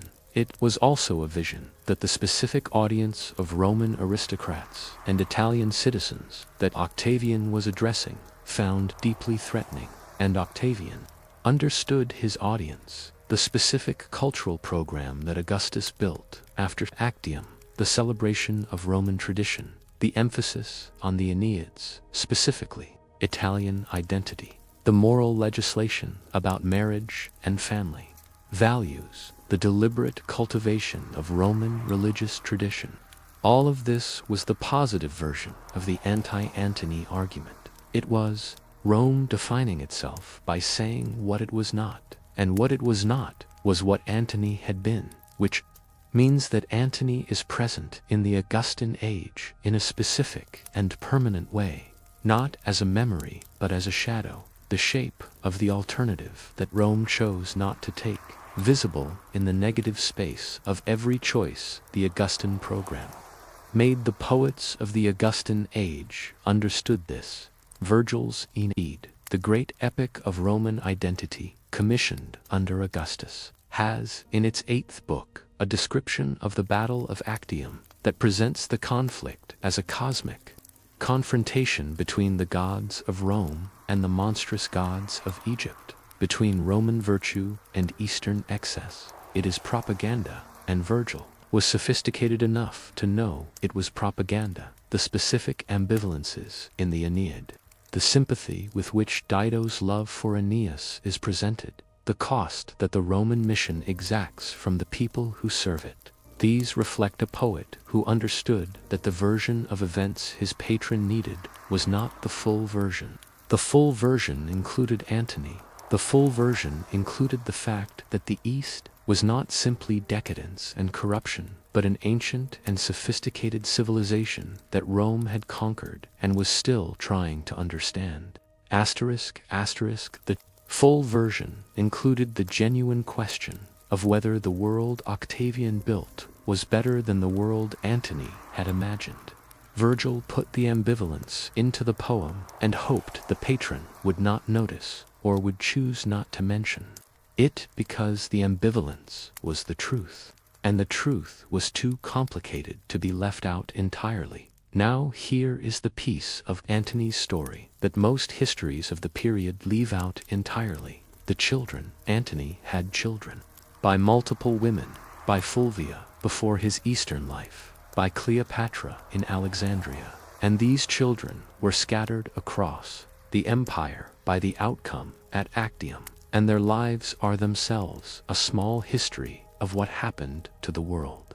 That Antony built the 3 children he had with Cleopatra, the twins, Alexander Helios and Cleopatra Selene, born in 40 BC, and the younger Ptolemy Philadelphus, were taken to Rome after their mother's death and paraded in a triumph. They were chained, life-size golden statues of them substituted in the procession, because the actual children were considered too young for the physical ordeal. And the images of these children being paraded through Rome as the spoils of Octavian's Eastern victory is one of the more haunting images of the period.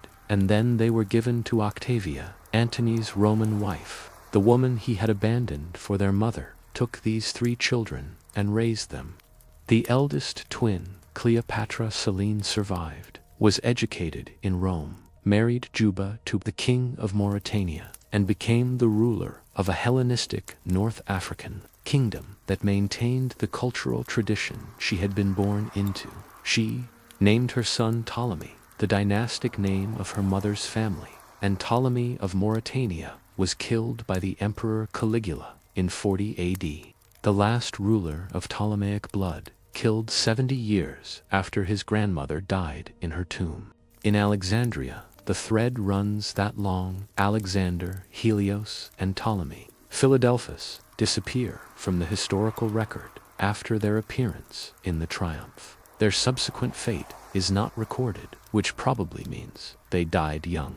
But the specific silence is its own kind of historical fact. Antony's children by Fulvia, his Roman wife, who died before Actium, continued in Roman aristocratic life, and their descendants include figures who appear in the history of the early empire, the family name surviving in the Roman world that the family patriarch had chosen to leave behind, and somewhere in the genealogies and the bloodlines of the families that descended from these various children, the specific human material of what Antony and Cleopatra had created continued in the world, changed, dispersed, unrecognizable in its later forms, but continuous from the specific people who chose each other over everything else.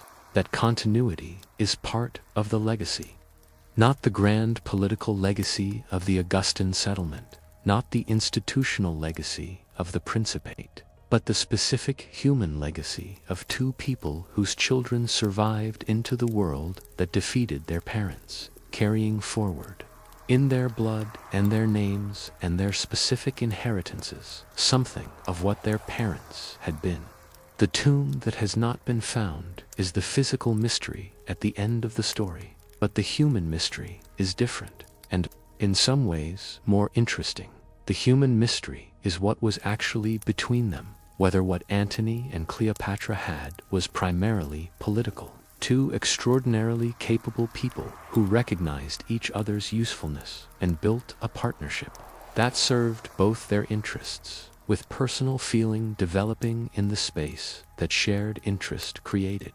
Or whether it was primarily personal, a genuine recognition of the specific kind that is rare and that changes the people. It happens too with the political partnership, following from the personal commitment, or whether the question is the wrong question, because the specific situation they were in, ruling the Eastern Mediterranean together, fighting for their shared project against the most powerful man alive, raising children whose very names encoded their parents' political vision, dying within days of each other and being buried together. This situation does not permit the clean separation of personal and political that the question assumes. They were entirely entangled, and what they were to each other was exactly as impossible to separate as the personal and political dimensions of their partnership were. The ancient sources that are most hostile to Antony present Cleopatra as the explanation for his failures, the Eastern queen whose influence corrupted a Roman general. And this reading has been enormously influential because it is simple and because it preserves Antony's military reputation by blaming someone else for the strategic failures, but the reading is wrong, not entirely wrong. Cleopatra's interests and Antony's interests did not always align, and there are specific moments in the story, the sales at Actium, the negotiations in the final months, where the question of whose interests were being served is genuinely complicated. But the claim that Cleopatra corrupted Antony, that without her he would have governed the East more wisely and competed with Octavian more successfully, misunderstands who Antony was. Antony was already the man he became in Alexandria, long before he arrived there. The preference for the East was already present in the young officer who first saw Alexandria. The appreciation for Hellenistic culture was already present in the student who spent time in Athens. The specific impatience with Roman Republican austerity was already visible in the man who threw parties while Caesar needed steady administration. Cleopatra did not corrupt Antony, she completed him. She gave him the specific setting in which the person he actually was could express itself fully, and the political partnership they built together was the most complete expression of his actual vision of what the Roman East could be. The tragedy, if it is a tragedy, is not that he was corrupted, it is that the vision was genuine and the execution was flawed, that the world he was trying to build was real, but his ability to build it against the specific opposition of Octavian's different and ultimately more effective vision was insufficient. He was a great man who was not quite great enough for the specific challenge in front of him, and the world that exists because he was not quite great enough is the world we are in. It is a world shaped by the Augustan settlement and the Roman imperial tradition and the Christian empire that grew from it and the medieval civilization that grew from that, a world whose specific form was determined in part by the choice made at Actium, and the world that might have existed if Actium had gone differently is permanently inaccessible, permanently the road not taken, present only as the shadow that the road taken casts behind it. Antony is that shadow, the shape of the alternative that Rome chose not to take, and knowing that he was real, that the alternative was genuine, changes how you understand the road that was taken, which is exactly what history is for, the full weight of a story that shaped the world. Now yours to carry. There is one more piece of this story that almost never gets told, the specific way that Mark Antony's memory was managed after his death. Octavian, who became Augustus, did something interesting with Antony's legacy. He did not simply erase it, he allowed the memory to survive, carefully framed as the cautionary tale that justified everything the Augustan program represented. The story of Antony was useful to Augustus precisely because it was dramatic, because the fall was so complete, because the alternative was so vivid. A great general, destroyed by passion and Eastern excess, was exactly the story that made the Augustan emphasis on Roman austerity and traditional values seem reasonable and necessary. You need the example of the man who fell to explain why not falling matters. Antony served that function in the Augustan cultural program, in the literature, in the art, and the architecture that Augustus commissioned and encouraged. Antony appears as the negative example, the road not taken that proves the road taken was right, and this meant that the story survived in a form that served the regime that had defeated him, but it survived the history that Plutarch wrote about a century and a half after Antony's death, drew on sources that were closer to the event's memoirs, official records, the accounts of people who had been present, and the portrait that emerged from those sources was more complicated than the pure cautionary tale that the Augustan program needed. Plutarch's Antony is a man of genuine greatness and genuine weakness, a person whose virtues and whose failures were both real and both connected to the same underlying qualities,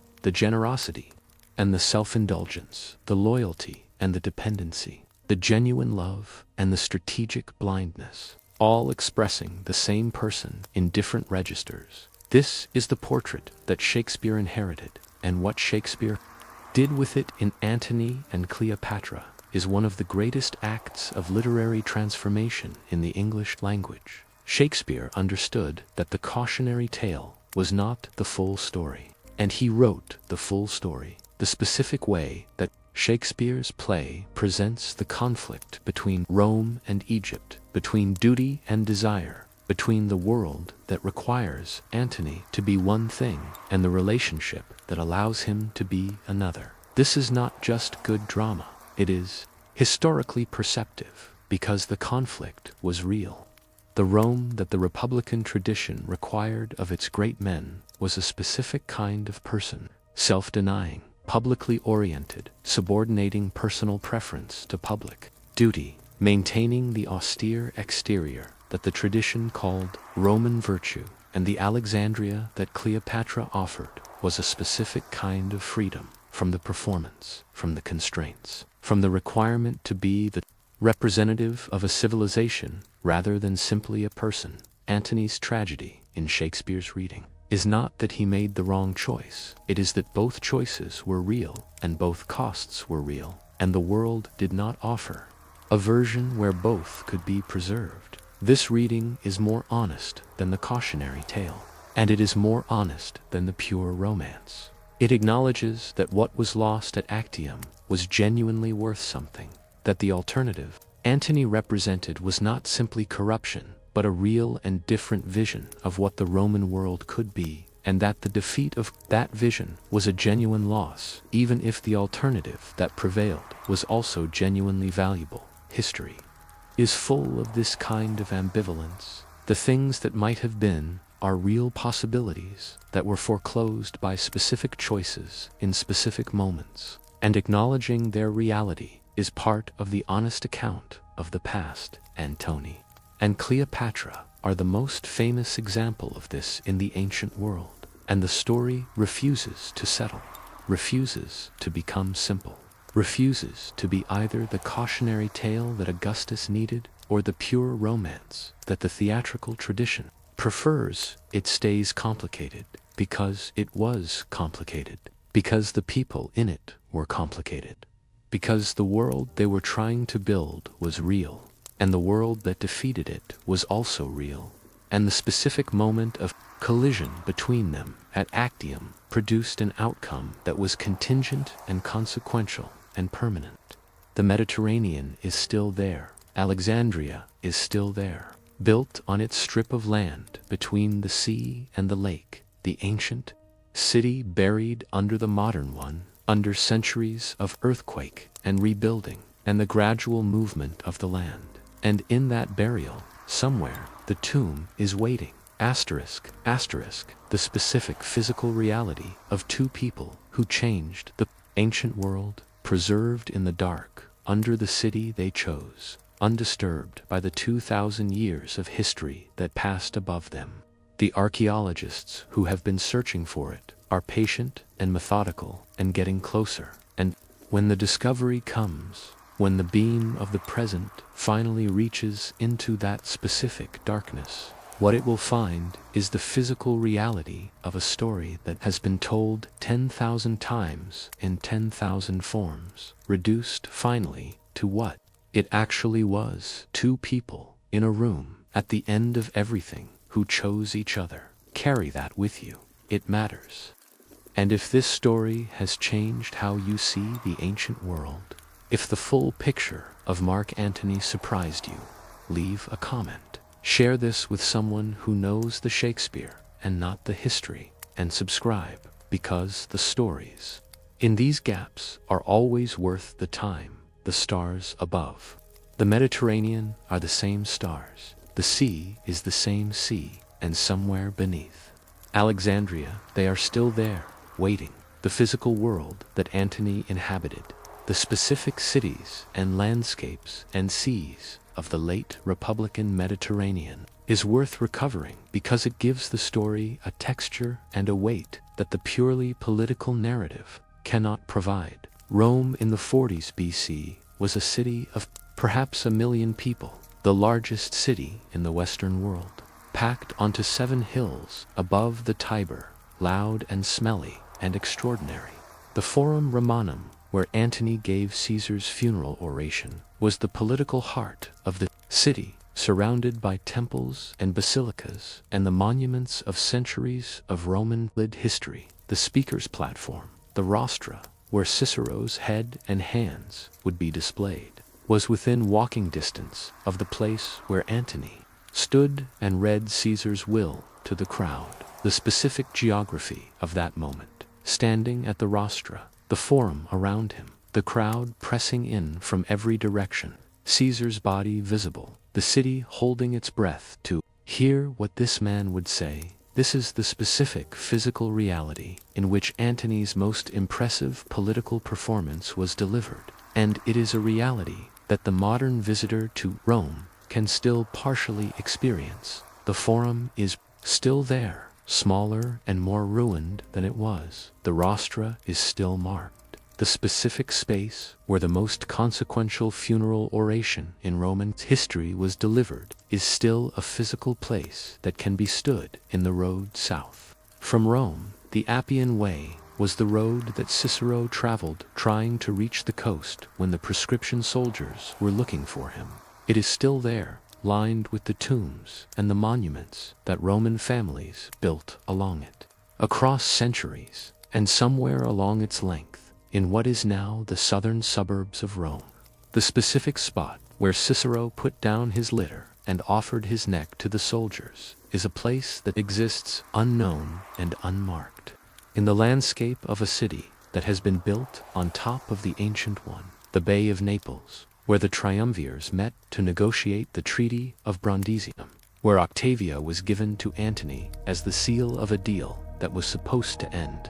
The conflict between the two most powerful men in Rome is still one of the most beautiful stretches of coastline in the Mediterranean, and the Bay of Actium, the entrance to the Ambracian Gulf on the western coast of Greece, is still there. The specific geography of the naval battle that decided the shape of the ancient world, the narrow entrance, the shallow water on either side, the position of the two fleets in the hours before the engagement. This is where it ended, or rather, this is where the ending became irreversible, because the ending itself, the specific final act, happened in Alexandria, in the monument that Cleopatra built within the royal quarter, in the room where Antony died in her arms, in the chamber where she arranged herself and her women for the last time. And that room is somewhere under the sea or under the modern city, and has not been found. The specific quality of the not finding is part of the story now, the gap in the physical record where the people who made the history are absent, the tomb that should anchor the narrative to a specific place and a specific set of remains, and cannot. Every other major figure of the period has a physical location. Augustus's mausoleum is in Rome. Caesar was cremated in the Forum. The battles have been located and studied. Only Antony and Cleopatra remain unanchored, their physical reality preserved somewhere, but inaccessible. The gap in the archaeological record matching the gap in the historical record. The specific places and moments where the sources run out and only inference remains. This is what makes the search for the tomb more than archaeology. It is the search for the physical reality behind the most famous story of the ancient world, the story that Shakespeare told and that every generation has retold, and that this conversation is part of the retelling of. Finding the tomb will not settle what they were to each other, will not resolve the historical debates about Actium, will not determine whether the world they were building would have been better or worse than the world that defeated them, but it will give the story a place, and place matters.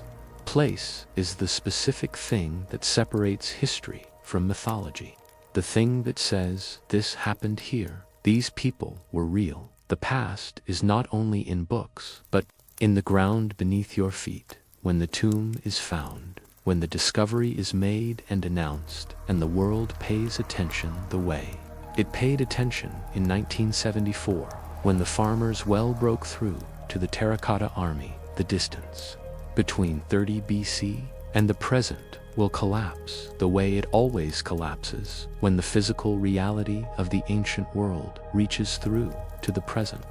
And the story that has been told for 2,000 years in every conceivable form will have, finally, a physical address. Until then, the story lives in the telling and in the specific weight of what you carry when you leave it. The knowledge that the world you inhabit was shaped by choices made by people who did not know what they were choosing, who stood in specific places at specific moments, who felt specific things, who loved and fought and decided, without knowing what would come after.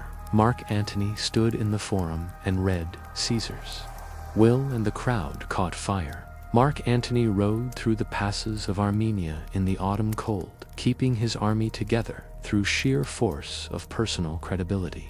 Mark Antony followed a golden barge to Alexandria and stayed. Mark Antony received a false report and fell on his sword. These are the actions of a fully human person moving through an extraordinary life, making choices with incomplete information, succeeding spectacularly in some domains and failing completely in others, and leaving behind a world that was different because he had been in it. The world is still different, and now you know why. Carry it forward, the legacy that Antony left in the Eastern Mediterranean, the specific political and cultural arrangements he made in the territories he governed, is another dimension of the story that the purely biographical account tends to skip over. But those arrangements mattered, and some of them lasted longer than the dynasty he was trying to build. The specific relationship he established with Herod of Judea is one of the more consequential pieces of the legacy. Antony backed Herod's claim to the kingship of Judea against rival claimants in the 30s BC, providing the military support that allowed Herod to consolidate his position. This is the Herod who appears in the Christian Gospels, the Herod who ordered the massacre of the innocents, the Herod who built Masada and the Temple Mount in Jerusalem, the Herod whose kingdom forms the political backdrop to the birth of Christianity. And his kingdom existed in the specific form it existed because Mark Antony chose him. The specific ironies of this connection are considerable. The man who is remembered primarily as Cleopatra's lover, whose historical reputation is almost entirely organized around the Eastern elements, made a political choice about Judean succession that helped create the specific conditions in which Christianity emerged. These connections are indirect and long, and they should not be overstated, but they are real. And they are the kind of connection that rewards knowing about the broader Eastern Empire that Antony organized in the years after Philippi. The network of client kingdoms under Roman oversight were not simply personal arrangements, but institutional decisions that shaped the administration of the Eastern Mediterranean for the following decades. Augustus maintained much of this framework, adapting it to the Augustan administrative system, but keeping the basic structure of client kingdoms and Roman oversight that Antony had developed because the framework was sensible and because changing everything at once was unnecessary and potentially destabilizing.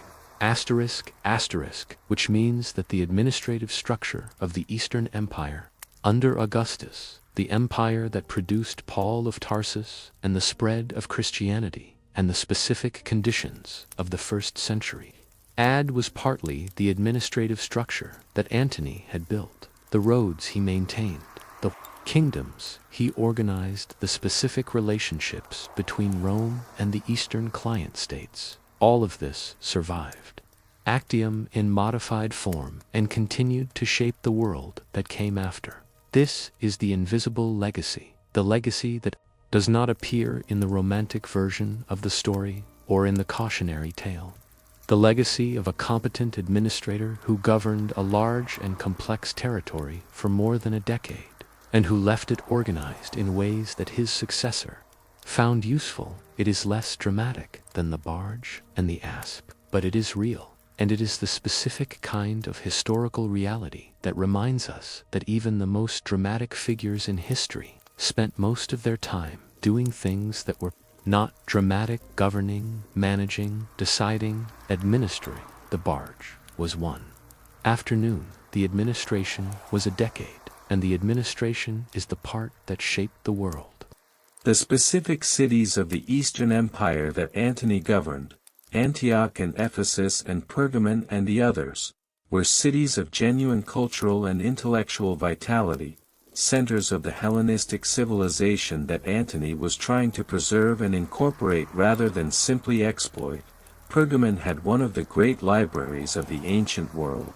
The specific collection of books that was eventually given or promised to Alexandria as a gift or a replacement, a detail that speaks to the specific cultural register in which Antony and Cleopatra operated, where books were appropriate diplomatic currency between partners who valued them. Ephesus was one of the greatest cities in the ancient world, home to the Temple of Artemis, one of the seven wonders, a city of commercial and religious significance that Antony visited and in which he presented himself in the specific Dionysian register that the Greek cities of Asia understood and responded to. The god Dionysus was a figure of enormous cultural importance in the Greek world, associated with wine and theater and the irrational forces that both create and destroy, and with the specific idea that the divine could inhabit the human, that the boundary between God and mortal was permeable and that extraordinary humans could be genuinely divine. Antony's adoption of this identity in the eastern cities was not simply ego. It was a sophisticated piece of political communication that spoke directly to the religious and cultural frameworks within which those cities understood legitimate authority.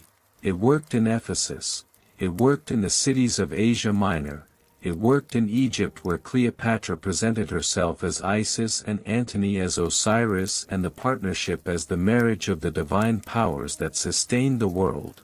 What it did not work for, the audience it could not reach, was Rome. And Rome was the audience that mattered for the specific competition Antony was in. This is the specific strategic mistake that runs through the entire eastern phase of his career. He built a genuinely coherent Eastern Empire, organized around a cultural and political vision that resonated with the populations it governed. And he did it in a way that made him increasingly illegible to the population that controlled the military and economic resources he would ultimately need, the Italian population, the Roman aristocracy, the senatorial tradition. These were the constituencies that Octavian was cultivating and that Antony was losing, not because Antony was corrupted, but because the Eastern project that Antony was building spoke a language that those constituencies did not share, and Octavian, who spoke that language fluently, used it to tell a story about what was happening in the East that was more compelling to those constituencies than Antony's actual actions. The propaganda war was won before Actium. Actium was the military confirmation of a political outcome that had already been determined, which makes the battle itself, in some ways, less interesting than the years that preceded it, the years when two different visions of what Rome could be competed across the Mediterranean, one rooted in the Republican tradition and Italian identity, one rooted in the Hellenistic synthesis and the Eastern Empire, and the specific moment when the competition was settled, not by philosophy or by argument but by the specific outcome of a naval engagement on a morning in September of 31 BC. This is the history that shaped everything that came after, and knowing it, carrying it, changes how you see the world that came after, the Augustan age that produced Virgil and Horace, the Roman Empire that carried Mediterranean civilization through the centuries of the Common Era, the Christian empire that grew from Rome's eastern roots. The medieval civilization that inherited Rome's fragments, the modern world that grew from the medieval, all of this traces back through specific choices to specific people in specific places, and one of those people, standing at a crucial junction, making the choices that would define the junction, was Mark Antony, the general who was also a politician, the soldier who was also a lover, the Roman who chose the East, the man who almost changed the shape of the ancient world and whose failure to change it shaped the world that resulted. He was real. His choices were real, and their consequences reach forward to the present in chains of causation so long that they have become invisible, woven into the fabric of what simply is, no longer traceable to their origin, but the origin is there, in Rome in 44 BC, in Alexandria in 41 BC, in Actium in 31 BC, in a monument in Alexandria in August of 30 BC. In the specific moments when a person who was entirely human made choices that were entirely consequential, and left a world different from the one he found, that is the story of Mark Antony. And now it is yours. The soldiers who served under Antony deserve their own moment in this story, because they are the reason the story was possible. The specific men who marched with him from Mutina to Philippi to the Parthian frontier to Actium were not simply a military asset, they were the political foundation on which everything else rested, and the quality of his relationship with them was the most consistent and most genuine thing in his entire career. The Roman legionary of the late Republic was a professional soldier, enlisted for 16 to 20 years, trained to a standard that no other military force in the ancient world could match, and entirely dependent on his commander for the land grants and the bonuses and the specific rewards that constituted his retirement. This dependency created loyalty, but not automatically. The loyalty had to be earned. And it was earned in specific ways that some commanders understood and others did not. Antony understood. He shared the physical hardship of campaign, not as performance but as genuine practice, marching when his men marched, eating what his men ate, sleeping in conditions that his men slept in, and being seen doing these things, which is different from simply doing them. The being seen part matters, because soldiers need to know that their commander understands what they are enduring. And the specific credibility that comes from shared experience is not transferable. It can only be earned. He earned it. The specific accounts of his behavior during the Parthian retreat of 36 BC, when the army was hungry and cold and under constant attack and had no good options, describe a commander who was present at every crisis point, who personally organized the defensive formations when the Parthian cavalry pressed, who was at the front when the army needed to see him at the front, and who was honest with his men about how bad the situation was rather than pretending it was manageable when it was not. Soldiers forgive bad situations, they do not forgive being lied to about bad situations. Antony did not lie to them. And the army that came out of Armenia was still an army, still cohesive, still loyal, reduced in numbers and exhausted in spirit but not broken. This is one of the genuine military achievements of his career, and it is almost invisible in the histories because it produced no victory and generated no triumphal celebration. It only preserved an army that had every reason not to be preserved. The specific soldiers who survived that retreat and who went on to fight at Actium were men who had experienced the specific quality of what Antony was, and their loyalty to him through the Actium campaign, through the political deterioration of the late 30s BC, through the years when Octavian's propaganda was systematically undermining Antony's position in Rome. This loyalty was real and earned. The speed with which they surrendered after Actium, after Antony left the battle, reflects not a withdrawal of that loyalty but a clear-eyed assessment of the military reality, without their commander present, with the naval battle lost, with no realistic plan for what came next, continuing to fight served no purpose. They were soldiers, not martyrs, and the distinction matters. The specific generals who commanded under Antony in the years leading up to Actium are another dimension of the story, men like Canidius Crassus who commanded the land army, and the various eastern client kings whose forces augmented the Roman legions. Canidius argued against the decision to fight at Actium at sea rather than withdrawing the forces inland and fighting a land campaign where Antony's armies were stronger. His argument was militarily sound. Antony's land forces were in better condition than his naval forces. A land campaign against Octavian's army would have played to Antony's genuine strengths. The decision to fight at sea was Cleopatra's preference. She wanted the fleet engaged rather than abandoned, and Antony accepted her argument. Whether this was the critical error, whether a land campaign would have produced a different outcome, is genuinely uncertain. Octavian's forces were strong on land as well as sea, and the supply situation that Agrippa's naval operations had created would have made a prolonged land campaign difficult regardless. But the decision to fight at sea was the decision that put Antony in conditions where his specific strengths were least relevant and his specific weaknesses most exposed, and he made it anyway. This is the Antony who chose the personal and the immediate over the strategic, not corrupted, not mad, simply being who he was, deferring to the person he trusted most, accepting her judgment in her domain, and paying the specific price that the specific choice extracted. The price was everything.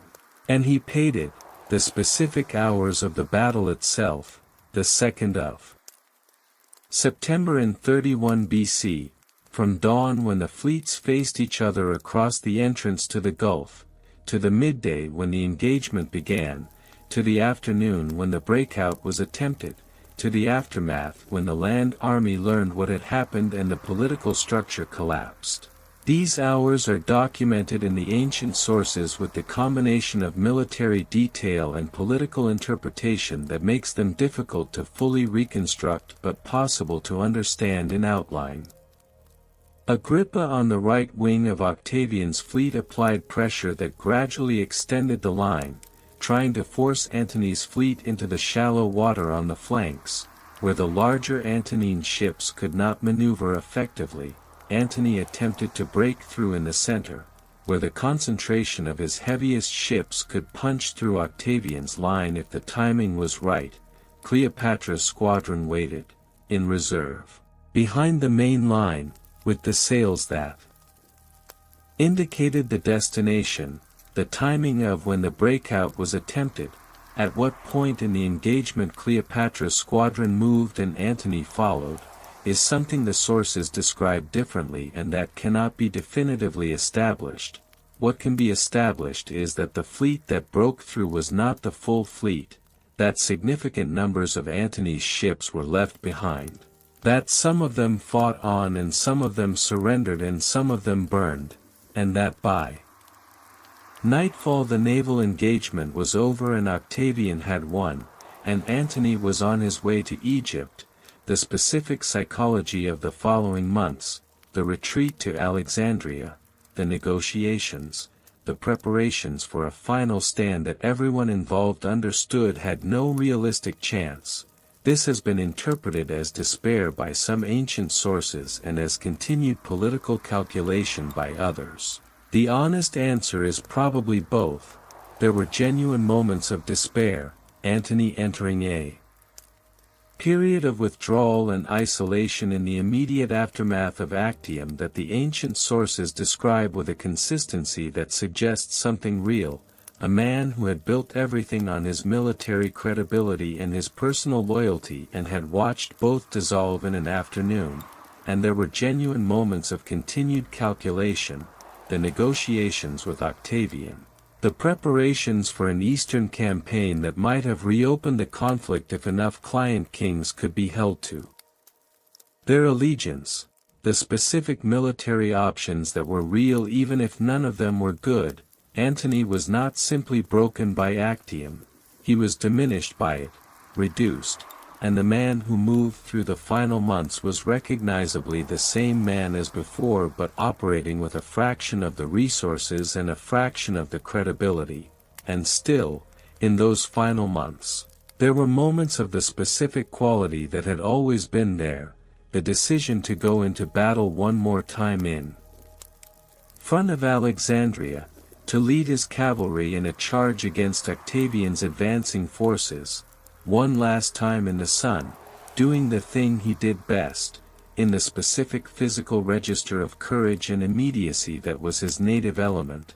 He won that engagement, a small victory, meaningless in the larger strategic context. His fleet had already surrendered, the end was hours away, but he won it, and that matters. Not strategically, but as a final statement of who he was a soldier who could still win a cavalry engagement outside Alexandria on the day before everything ended, and the next morning the fleet surrendered, and the cavalry defected, and Antony received the false report that Cleopatra was dead, and fell on his sword, and was raised through a window, and died in the arms of the woman he had chosen over Rome. This is the ending, not a cautionary tale, not a romance, not a political lesson, just a person, at the end of an extraordinary life, doing the most human thing of all, which is dying in the presence of the person who mattered most. Carry that with you, because history at its deepest level is not about empires or battles or the shape of civilization, it is about people, in rooms, at the ends of their lives, with the choices they made surrounding them. And in the room where Antony died, the choices he had made were there with him, Alexandria outside the window, Cleopatra above him, the world he had helped to build, still standing for a few more days before it too passed. If this story has stayed with you, if any part of it changed how you see the ancient world or the world that grew from it, leave a comment. Share this with someone who knows the Shakespeare and not the history. Subscribe because the stories in these gaps are always worth the time. The Mediterranean is dark under the stars, the tomb is waiting under Alexandria, and the story that has been told for 2,000 years is still being told.